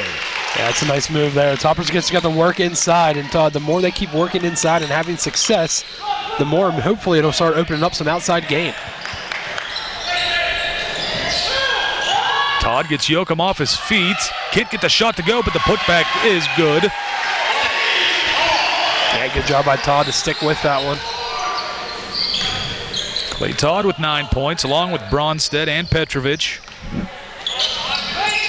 Ullom's pass is tipped out of bounds by Todd. Into the game now, number 2. Deedon Williams, he's in for Dalen Lee. Dyer all the way out to Ullom.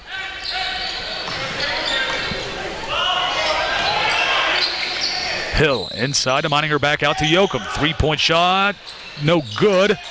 Fighting for the rebound. Vicentich comes up with it. Dyer trying to get the steal. It's loose. And they're going to call a foul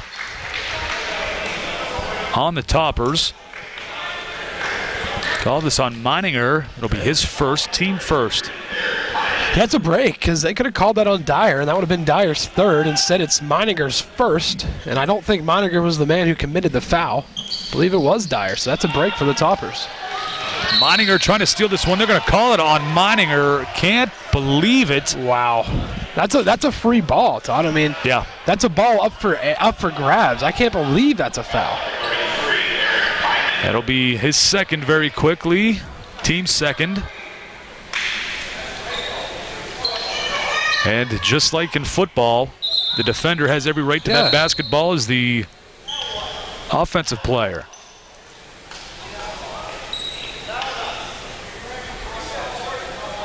And a new shot clock, which it's already at 30.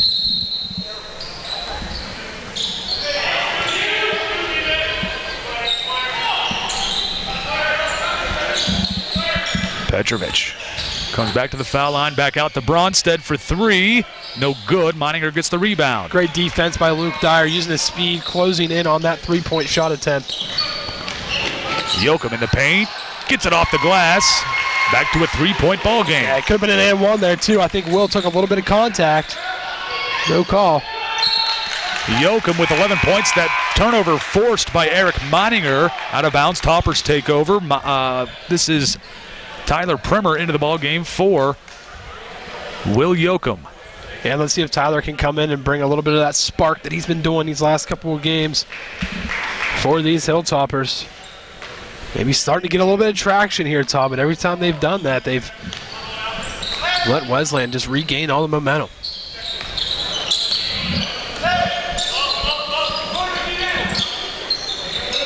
Dyer and Primer playing hot potato, finds Bolin in the corner for three. It's good. Toppers tie this ball game up at 45. Yeah, here we go. Toppers starting to feel it a little bit. Haven't had too many open three-point looks. It's one there for Dalton. He's not going to forget about that one. Bolin now in double digits with 11 points.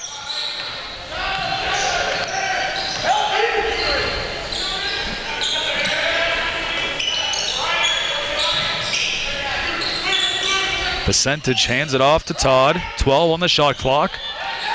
Hill gets the steal. They're going to call the foul on Play-Todd. A great job by the true freshman. That's the second time Hill's done that in this game already, just showing why he is a starter on this West Liberty team. He brings a lot of different assets to the game every time he steps the court, and that is one of them right there. His ability to be able to take the ball away without committing a foul there. Good job there by Hill.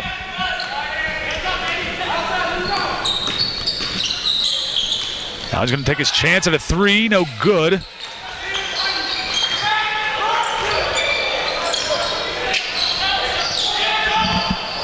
Now here comes Floor, Pittsburgh, PA native.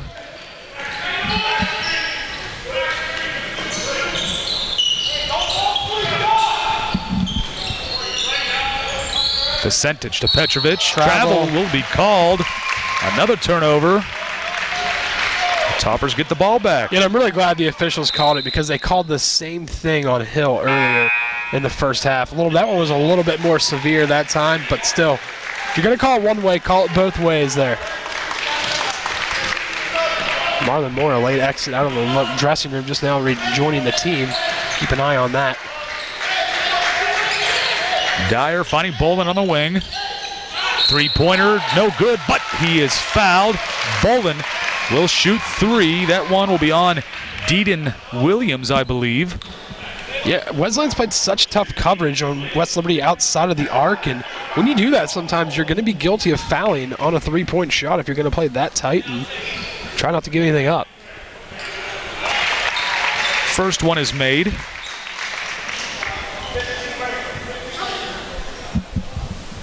The Toppers have retaken the lead, 46-45. Can't get the second one to fall.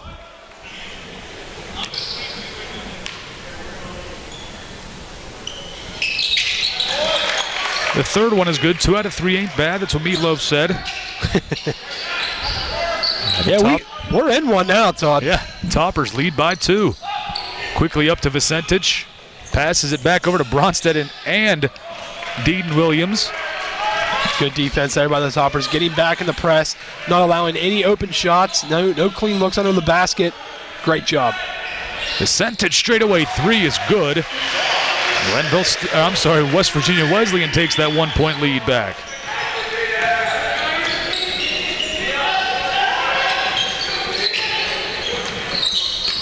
Moninger driving. Reverse layup with the right is good. Toppers take the lead back. Moninger with 10 points now. Yeah, good move there by E.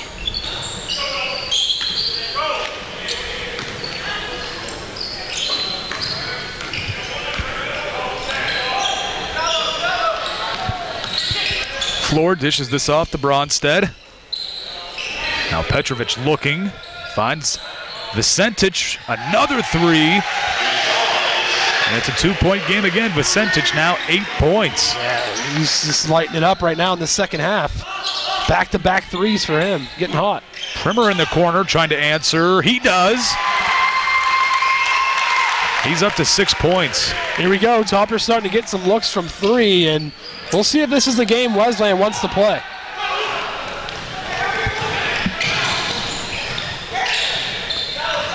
Floor will set things up.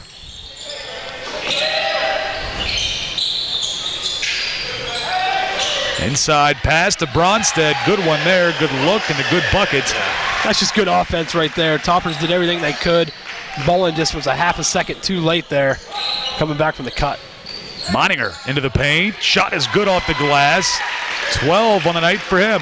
Yeah, he's got to keep feeding Big E down there. He's having a lot of success every time he's driving the basketball.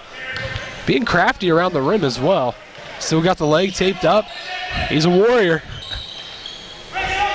Senior leading by example out there, Todd. That's really what he's doing. See if he can keep the Toppers in front. Vicente hit a couple threes in a row. Wesleyan's trying to slow this game down a little bit. Didn't like the way it was headed. Another one, no good. Rebounded by Primer right as the shot clock was about to go off. Toppers can extend their lead. Primer finds Dyer, pump fakes. Nice bounce pass. Can't get the shot to go. Dean Williams comes up with it. I think I just gave Big E the old broadcasting curse. I talked about how good he was at finishing on the rim just 30 seconds ago, Todd, and he goes and does that, but he'll live to fight another day. Got to forget about it. 12 minutes left in this game. 3-point off the side of the backboard. Then they're going to call a foul against West Liberty's Eric Moninger, his third, team third. Oh, I'm sorry, they'll call this against Tyler Primer, his first, team third. And with that stoppage in play, it's going to be a media timeout. We will take the break. Toppers lead by 1, 54-53, 11:54 to play on the West Liberty Sports Network.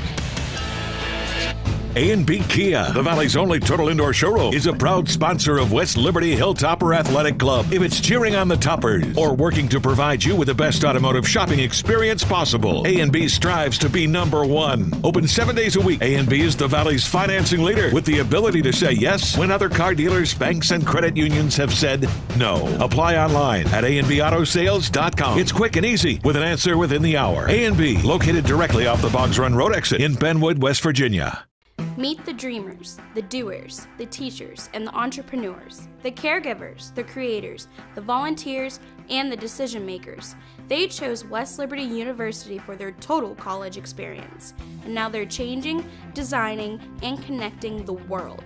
Learn more at Black and Gold Day on December 4th and register to win a $1,000 scholarship. Get registered today at westliberty.edu/visit. Visit, tour, connect at West Liberty University. Welcome back to Rockefeller Arena. It is almost Christmas time, but we got to get to Thanksgiving first before we can call it Rockefeller Center. Yeah, I mean, so many times, Todd, you just see people forget about Thanksgiving. They go right to Christmas.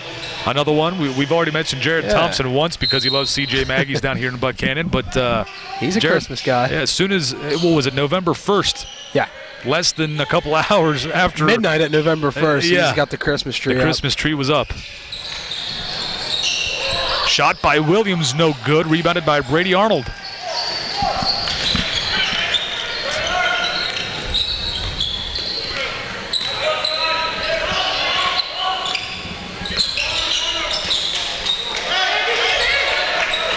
Bolin from the corner. Three-point shot is good. Bolin now up to 16 points and gives the Toppers a 4-point lead. Terrific ball movement there for the Toppers, and Dalton Bolin starting to heat up. You mentioned it, Todd, 16. Seems like it's every game for him.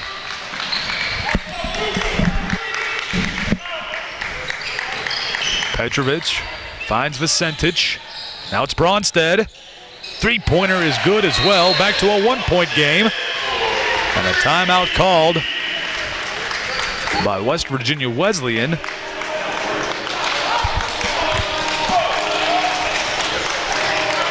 It'll be a 30-second stretched into immediate timeout, so we will take the break again. The Toppers lead by 1, 57-56, with 11:01 to play on the West Liberty Sports Network.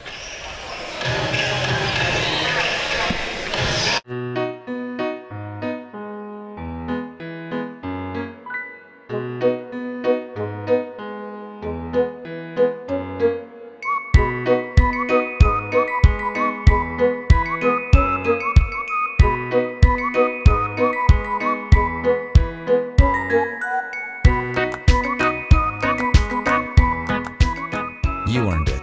Let us help you save it. Belmont Savings Bank. Focused on your future.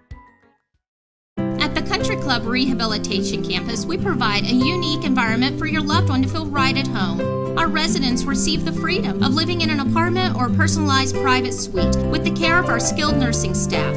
A positive, healthy life starts with a good meal. We offer a full menu with fresh home-cooked food. Our skilled team of therapists design a customized rehab plan to increase residents' independence and ability to manage daily life skills at home. Experience the difference at Country Club Rehabilitation. Welcome back to Rockefeller Arena. The Toppers up by 1, almost halfway through the second half. 11:01 left to play in this ball game. And it has been back and forth this pretty much entire first 9 minutes of this second half. Yeah, two of the best teams in the Mountain East Conference this year, and who thought about Wesleyan, coming out of nowhere really, but they're a tough team showing it here tonight. And Toppers aren't going to have to work really hard to win this game. Bolin calls a timeout, being trapped in the corner. Just a 30-second timeout for the Toppers. Dalton Bolin in this game, 16 points for West Liberty. Eric Meininger, 12. And again, the stats aren't working for us here, so we're doing the best we can with providing you with as much information as we possibly can. Yeah, we really do get spoiled at the ASRC, and of course West Family Stadium as well, of getting live stats, the sheets of paper, and then also having it available on the computer as well.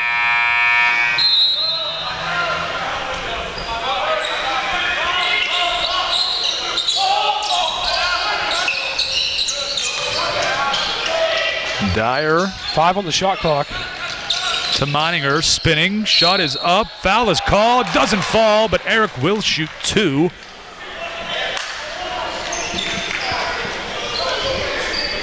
Man, how close was that to falling? I mean, whew. It's defying gravity right there, Todd.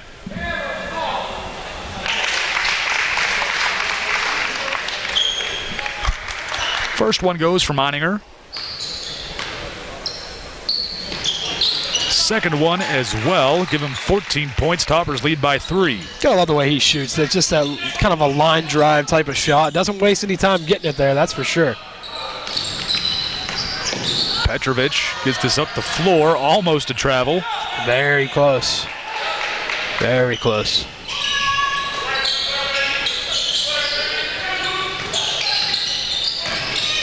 Floor's pass is deflected by Meininger. Dyer comes up with it.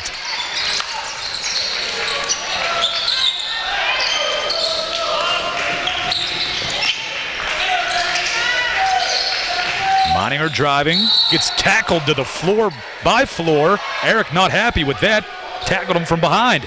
No, not at all. That was not a good play there by Floor. Looked a little dirty, looked a little like an intent. I mean, you hate to say that word, Todd. Dirty or intent, but that definitely looked like it could have been a flagrant foul. Yeah. In my opinion. The officials are going to talk about this for a second. Another media timeout because we're under the 10-minute mark. And we will take the break. Toppers lead by 3, 59-56, 9:59 left in the ball game on the West Liberty Sports Network.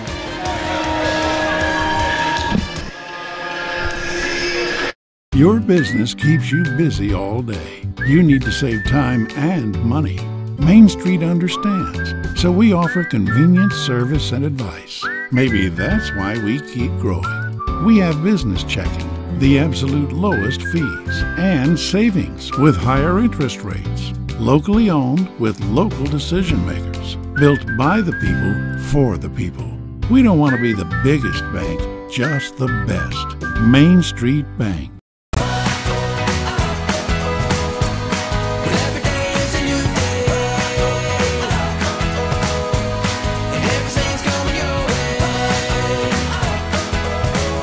Visit Wheeling, West Virginia.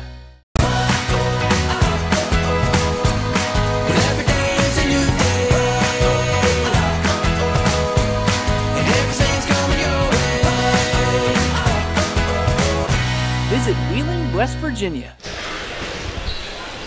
Welcome back.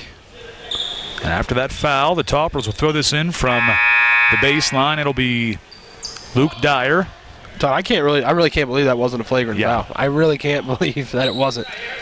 Unbelievable. Coach Hallett, too, is wondering the same thing we're wondering up here as well. Well, it looked like, we're back calling a football game, and it was Charles Westbrook getting tackled, breaking through the hole. Exactly what it looked like. And Meininger had every reason to get up the way he did. Finds Brady Arnold. Three-pointer doesn't go. Bullen going for the rebound. He's going to be fouled by Larson. He OBJ'd it. He grabbed that rebound down with one hand. That'll be the first on Larson, team 5th for Wesleyan. Dyer. Pass is stolen away by Petrovic. He finds Larson. Almost stolen away by Arnold.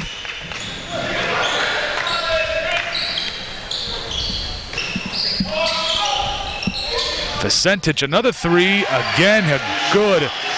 He is firing on all cylinders from behind the arc in the second half. Tie ball game. I think he's probably hit on all of the 3 of his attempts. I mean, he has 3 threes, but I don't remember him missing one here in the second half. Arnold back to Dyer, hot potato. Bounce pass to Meininger, spinning on Vicentich. Foul called, can't make the bucket, but Vicentich picks up his 4th foul, team 6th. Todd, they can't handle Big E underneath there. It's either a bucket or a foul almost every time he goes hard to the rim. So if I'm the Toppers, I'm realizing that and saying, hey, let's just keep going at him. Well, that's one way of getting a hot three-point shooter out of the ball game, make him take his 4th foul, and that's exactly what Meininger did. Play-Todd with 4 as well, and he's on the court. Arnold comes out for Hill. Vicentich takes his seat as number 22, Jalen Melvin, enters the game for Wesleyan.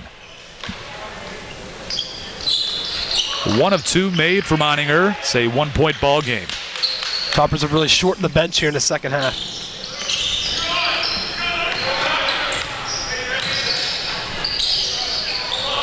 Bronstead. Now it's Larson. Todd down low to Petrovic. Trying to go up with the shot, but he goes back for the pass. Larson's 3 is good. And they lead by 2, his first points of the night. Yeah, just shooting lights out. West Virginia Wesleyan, I mean, they are making everything from behind the arc.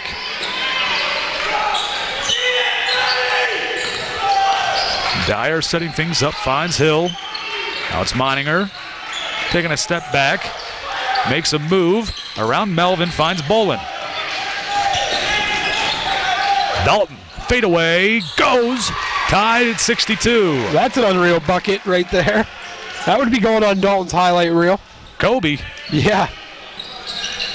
He probably called it too.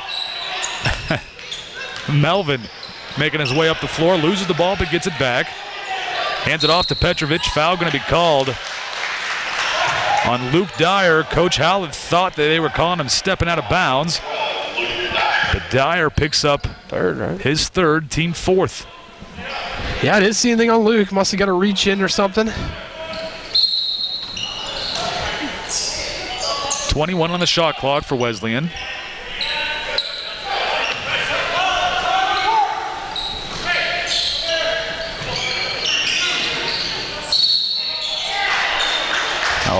Another foul going to be called on the Toppers. This one on Tyler Primer. It'll be his second, team 5th. Will Ullom comes back into the game for Primer. I didn't see too much there from Tyler either. Call's going against the Toppers right now. Petrovic inside, but the ball is loose. West Liberty's ball, they say. Yeah, it's big.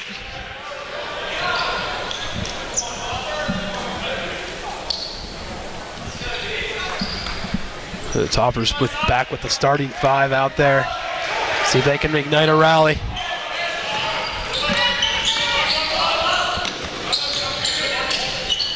Dyer from the side, can't get it to fall. Ball on the offensive board. The putback doesn't go. Meininger gets the rebound. His shot no good, but he is fouled.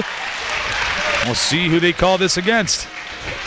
It'll go against number 22, Jalen Melvin. It'll be his second. Team 8th. Todd, how many passes has Meininger made like that here tonight? He could have a highlight reel of just passes from this game. I mean, it's unbelievable the vision he has and the ability to put him right there accurate.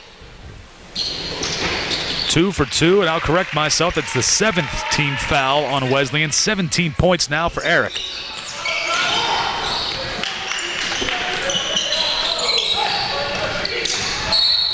Offensive foul caught away from the ball. Play-Todd called for it. And guess what, folks? Play-Todd is done for the night.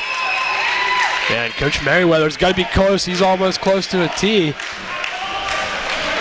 Yeah, he's almost close to a T right there. Very unhappy with the call is head coach Merriweather.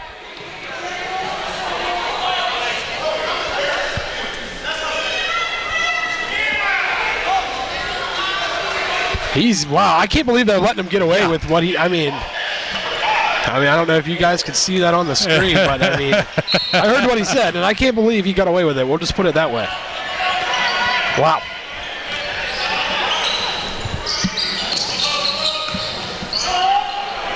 This is Hill. Back to Dyer. Meininger over to Bolin in the corner. 3-point shot is up. No good. Bronstead gets the rebound with just under 7 to play.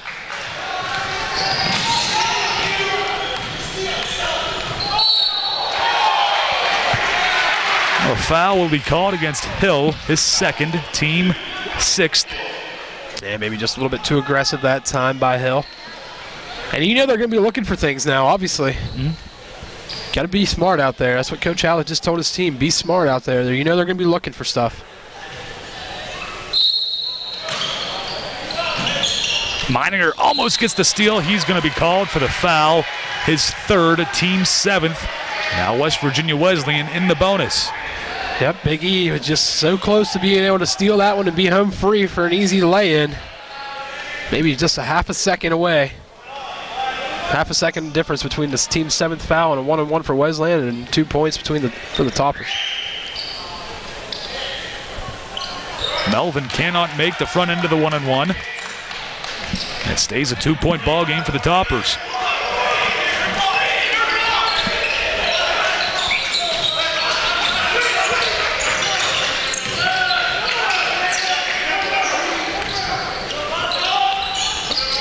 Inside pass to Bolin on the block. Shot doesn't go. Meininger with the offensive board. The putback no good. No call either. 3-point shot for Larson. No good. Rebounded by Ullom. And they're going to... Well, folks, this is a tough one here. They're going to call a foul on Will Ullom, his 3rd, team 8th. Wow. If that's a foul, man, I mean, ooh. Well, I'll tell you what, let's just start tackling guys like Wesleyan is. Yeah, exactly. I mean, obviously, wow. Florer misses the front end of the 1-on-1.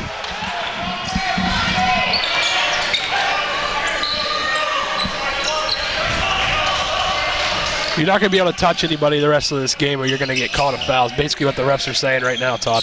Meininger hands it off to Ullom. He lays it in. Good pass. Toppers extend their lead to 4. Great vision again, Big E.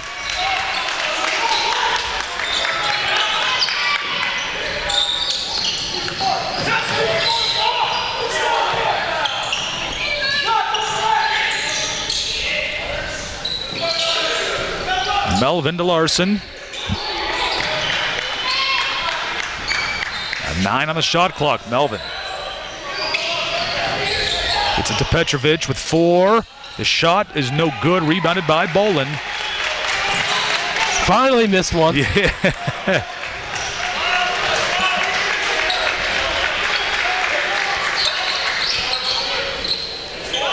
Bolin double teamed. Back to Dyer. 12 on the shot clock. Dyer driving, lobs it over to Ullom, wide open for 3, drills it. 16 points for Will. Toppers lead 69-62. Wow. That's a huge shot there. Great ball movement by the Toppers. They're finally figuring out how to beat this zone. Big time shot there by the freshman, Will Ullom. Petrovic driving to Bronstedt in the corner. He answers right back. No surprise there. He's got 17 points. And they missed the walk, Todd. Right before that, he traveled. Well, with that stoppage in play, it's going to be a media timeout. We will take the break. Toppers lead by 4, 69-65, 4:39 left in the ballgame on the West Liberty Sports Network. Get connected with West Liberty University by following us on social media. Look up Discover West Lib on Facebook, Twitter, Instagram, Snapchat, and YouTube. Stay connected with campus events, news, and information on your favorite social media platforms with videos and photos from around campus. Don't miss any of the Hilltop happenings. Get connected with West Liberty University today. Caring, quality, affordable. The total college experience. I decided to go into pre-med at West Liberty because I knew it was a small, well-known program. I feel like I really do get the full college experience here at West Liberty, especially being a student athlete. It's so nice having the small class size and getting to know your professors. You still have that community aspect and you're meeting so many people, and there are so many different activities and clubs and organizations that you can be a part of outside of just athletics or even your major. Welcome back. The next time you can see the Hilltoppers play on the West Liberty Sports Network will be Wednesday, November 28th at 7:30 p.m. at the ASRC. The beautiful West Liberty, West Virginia. You can watch it on all options now that we talk about it to watch these games. It's all over the place. YouTube, Facebook, Channel 14 as always, and WLTVonline.com. And also go to hilltoppersports.com at the Game Day Central page. Dyer, deep 3, drills it. Luke Dyer getting his first points of the night, and what a better time. He sees when he hits threes, they're big. They're big threes. I mean, he doesn't shoot a lot of them. He doesn't make a lot of them, but when he does, seem to be really good. Now they call the 3rd foul on Yahil Hill.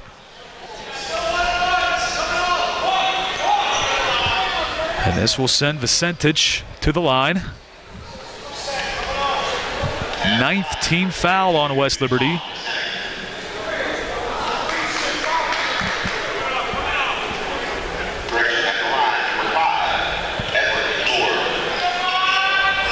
So Floor will go to the line, not Vicentich.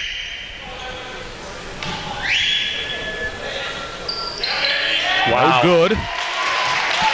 Wesleyan has not shot free throws good at all down the stretch. 4:05 left to play. Toppers leading by 7.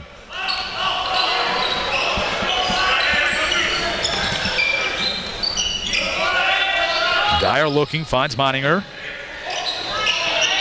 Gets it back to Dyer. Shot goes up, and they're going to call the travel on Luke Dyer. Turnover, and West Virginia Wesleyan takes over. Yeah, Toppers still pressing, not going to give up on that. You know, this Wesleyan team is probably getting tired, Todd. Floor gets up the floor and across half court.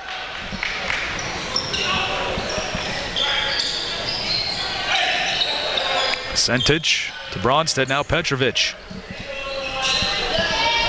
Bronstead, deep three, no good. Rebounded by Dyer. The Toppers keeping pace here. 3:20 to play. Toppers are going to try to start using all the shot clock. Start draining some time.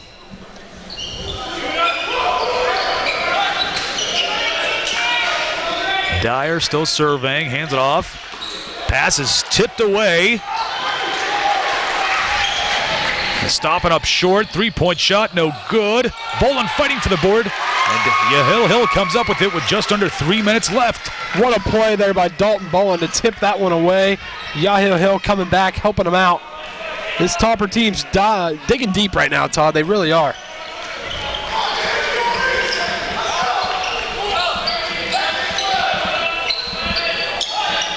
Dyer to Bolin on the right side. Three-point shot is good. Dalton Bolin now with 21 points and a 10-point lead. Yep, Toppers are making it rain on the threes now. It was Wesleyan all game, hitting everything from behind the arc. But Todd, I feel like the Toppers haven't missed a three-point shot in the last 2 or 3 minutes.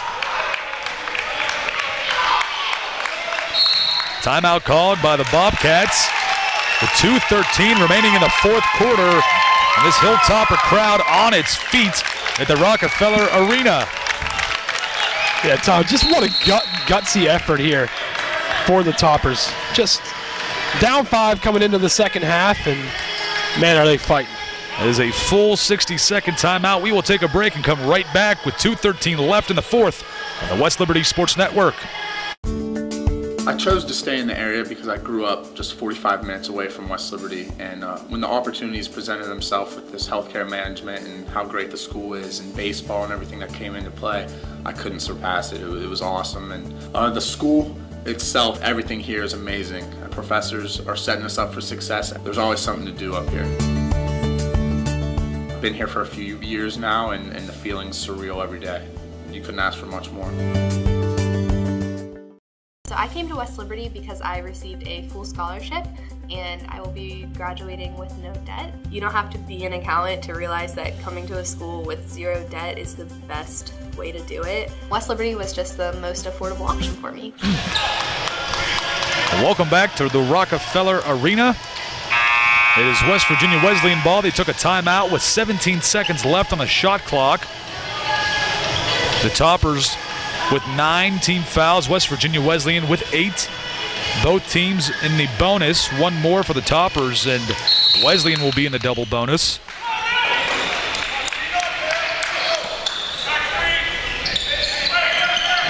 Floor down low to Petrovic, ball tipped away by Dyer. 10 seconds left on the shot clock.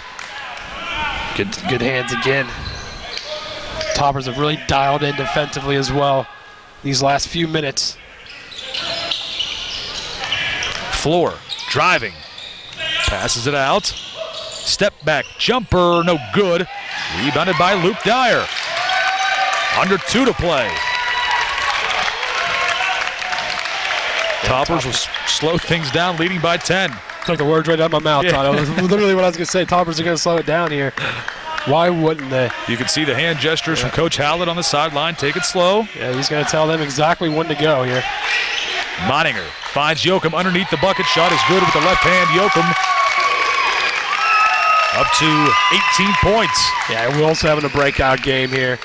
Yeah, he's put up points in some other games this year, but he's doing a lot of things well here for a redshirt freshman. And Howlett's trusting him here too in this big game. They're going to call a foul on Luke Dyer, his 4th. And again, they got a better view than I do, but maybe put a little forearm in the back. So I said, Todd, you can't really do anything questionable. You can't touch anybody the rest of the way. They're going to call it. It's the way they set the tone. They let it get this way. And when you look, first foul shot is made is now Wesleyan in the double bonus. Luke Dyer at 5'11". Dusan Vicentich, 6'9", almost a foot taller. And a big guy. Second one no good. Stays an 11-point game. Well, Todd, I wish we had live stats just to see how bad Wesleyan has shot free throws down the stretch here. It's unbelievable. Bolin receives this pass. Moninger dribbles it back out. 16 on the shot clock for the Toppers. 1 minute left. Down to 10 seconds on the shot clock. Now it's 5. Ball stripped away by Petrovic. No foul called. Petrovic finishes at the bucket in transition. Makes it a 9-point game with 45 seconds. Yeah, then Wesleyan just let the Toppers throw it in easily. And a foul called on floor. That will be the 9th team foul. Hill will shoot the 1-and-1. Can't believe they didn't call a foul on Petrovic before that steal. All over Dyer. And again, you've already mentioned the size difference. And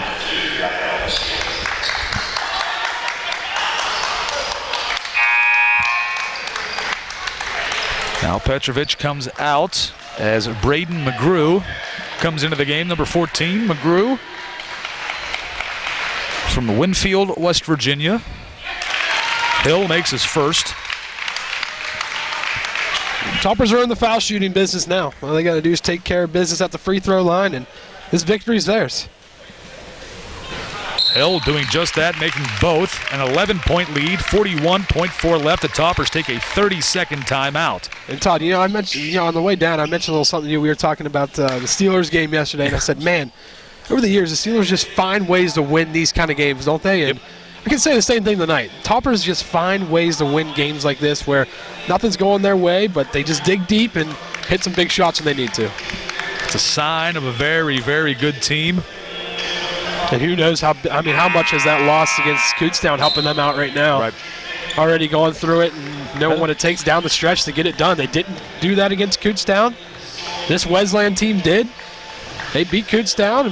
West Liberty had to prove something tonight. They're saying, hey, we are still the king of the Mountain East, and we want to be that title. Toppers trying to remain undefeated in Mountain East Conference play. They can if they can hold off the last 40 seconds with an 11-point lead. It looks good. McGrew, three-point shot is good. Of course. Now it's an 8-point game with 30 seconds to play. Hill back to Dyer, back to Hill. He gets across half court. Man, he's getting mugged. Now he's fouled, finally. The 10th team foul on Wesleyan. So Hill will shoot another 2.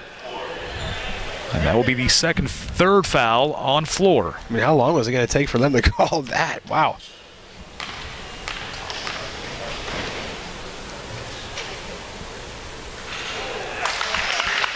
First one doesn't go for Hill.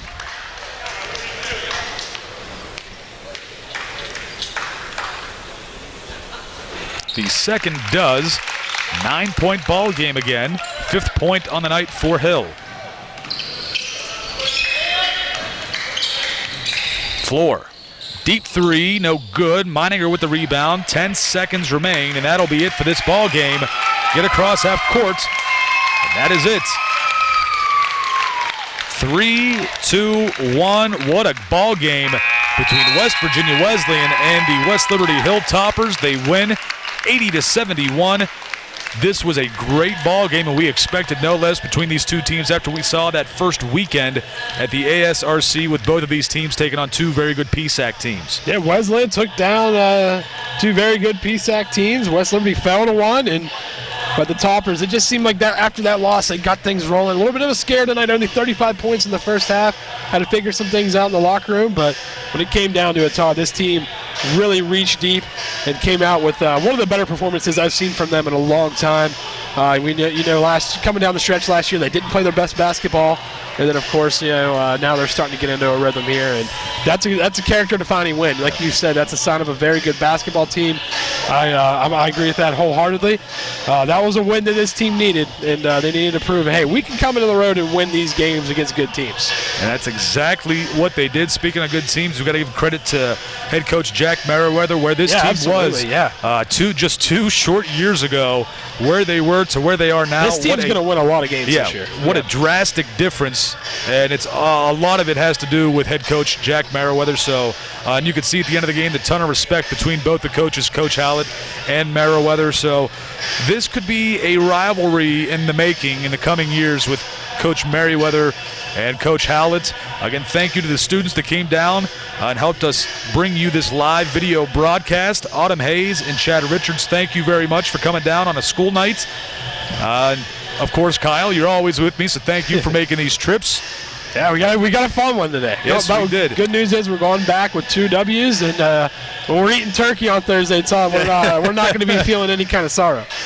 Well, again, Topper Nation, thank you all for tuning in to this big win for the Toppers, their second Mountain East Conference victory of the season. They stay undefeated in conference play. And have a happy Thanksgiving to everyone out there. Thank you again for watching. I am Todd Ullom for the West Liberty Sports Network.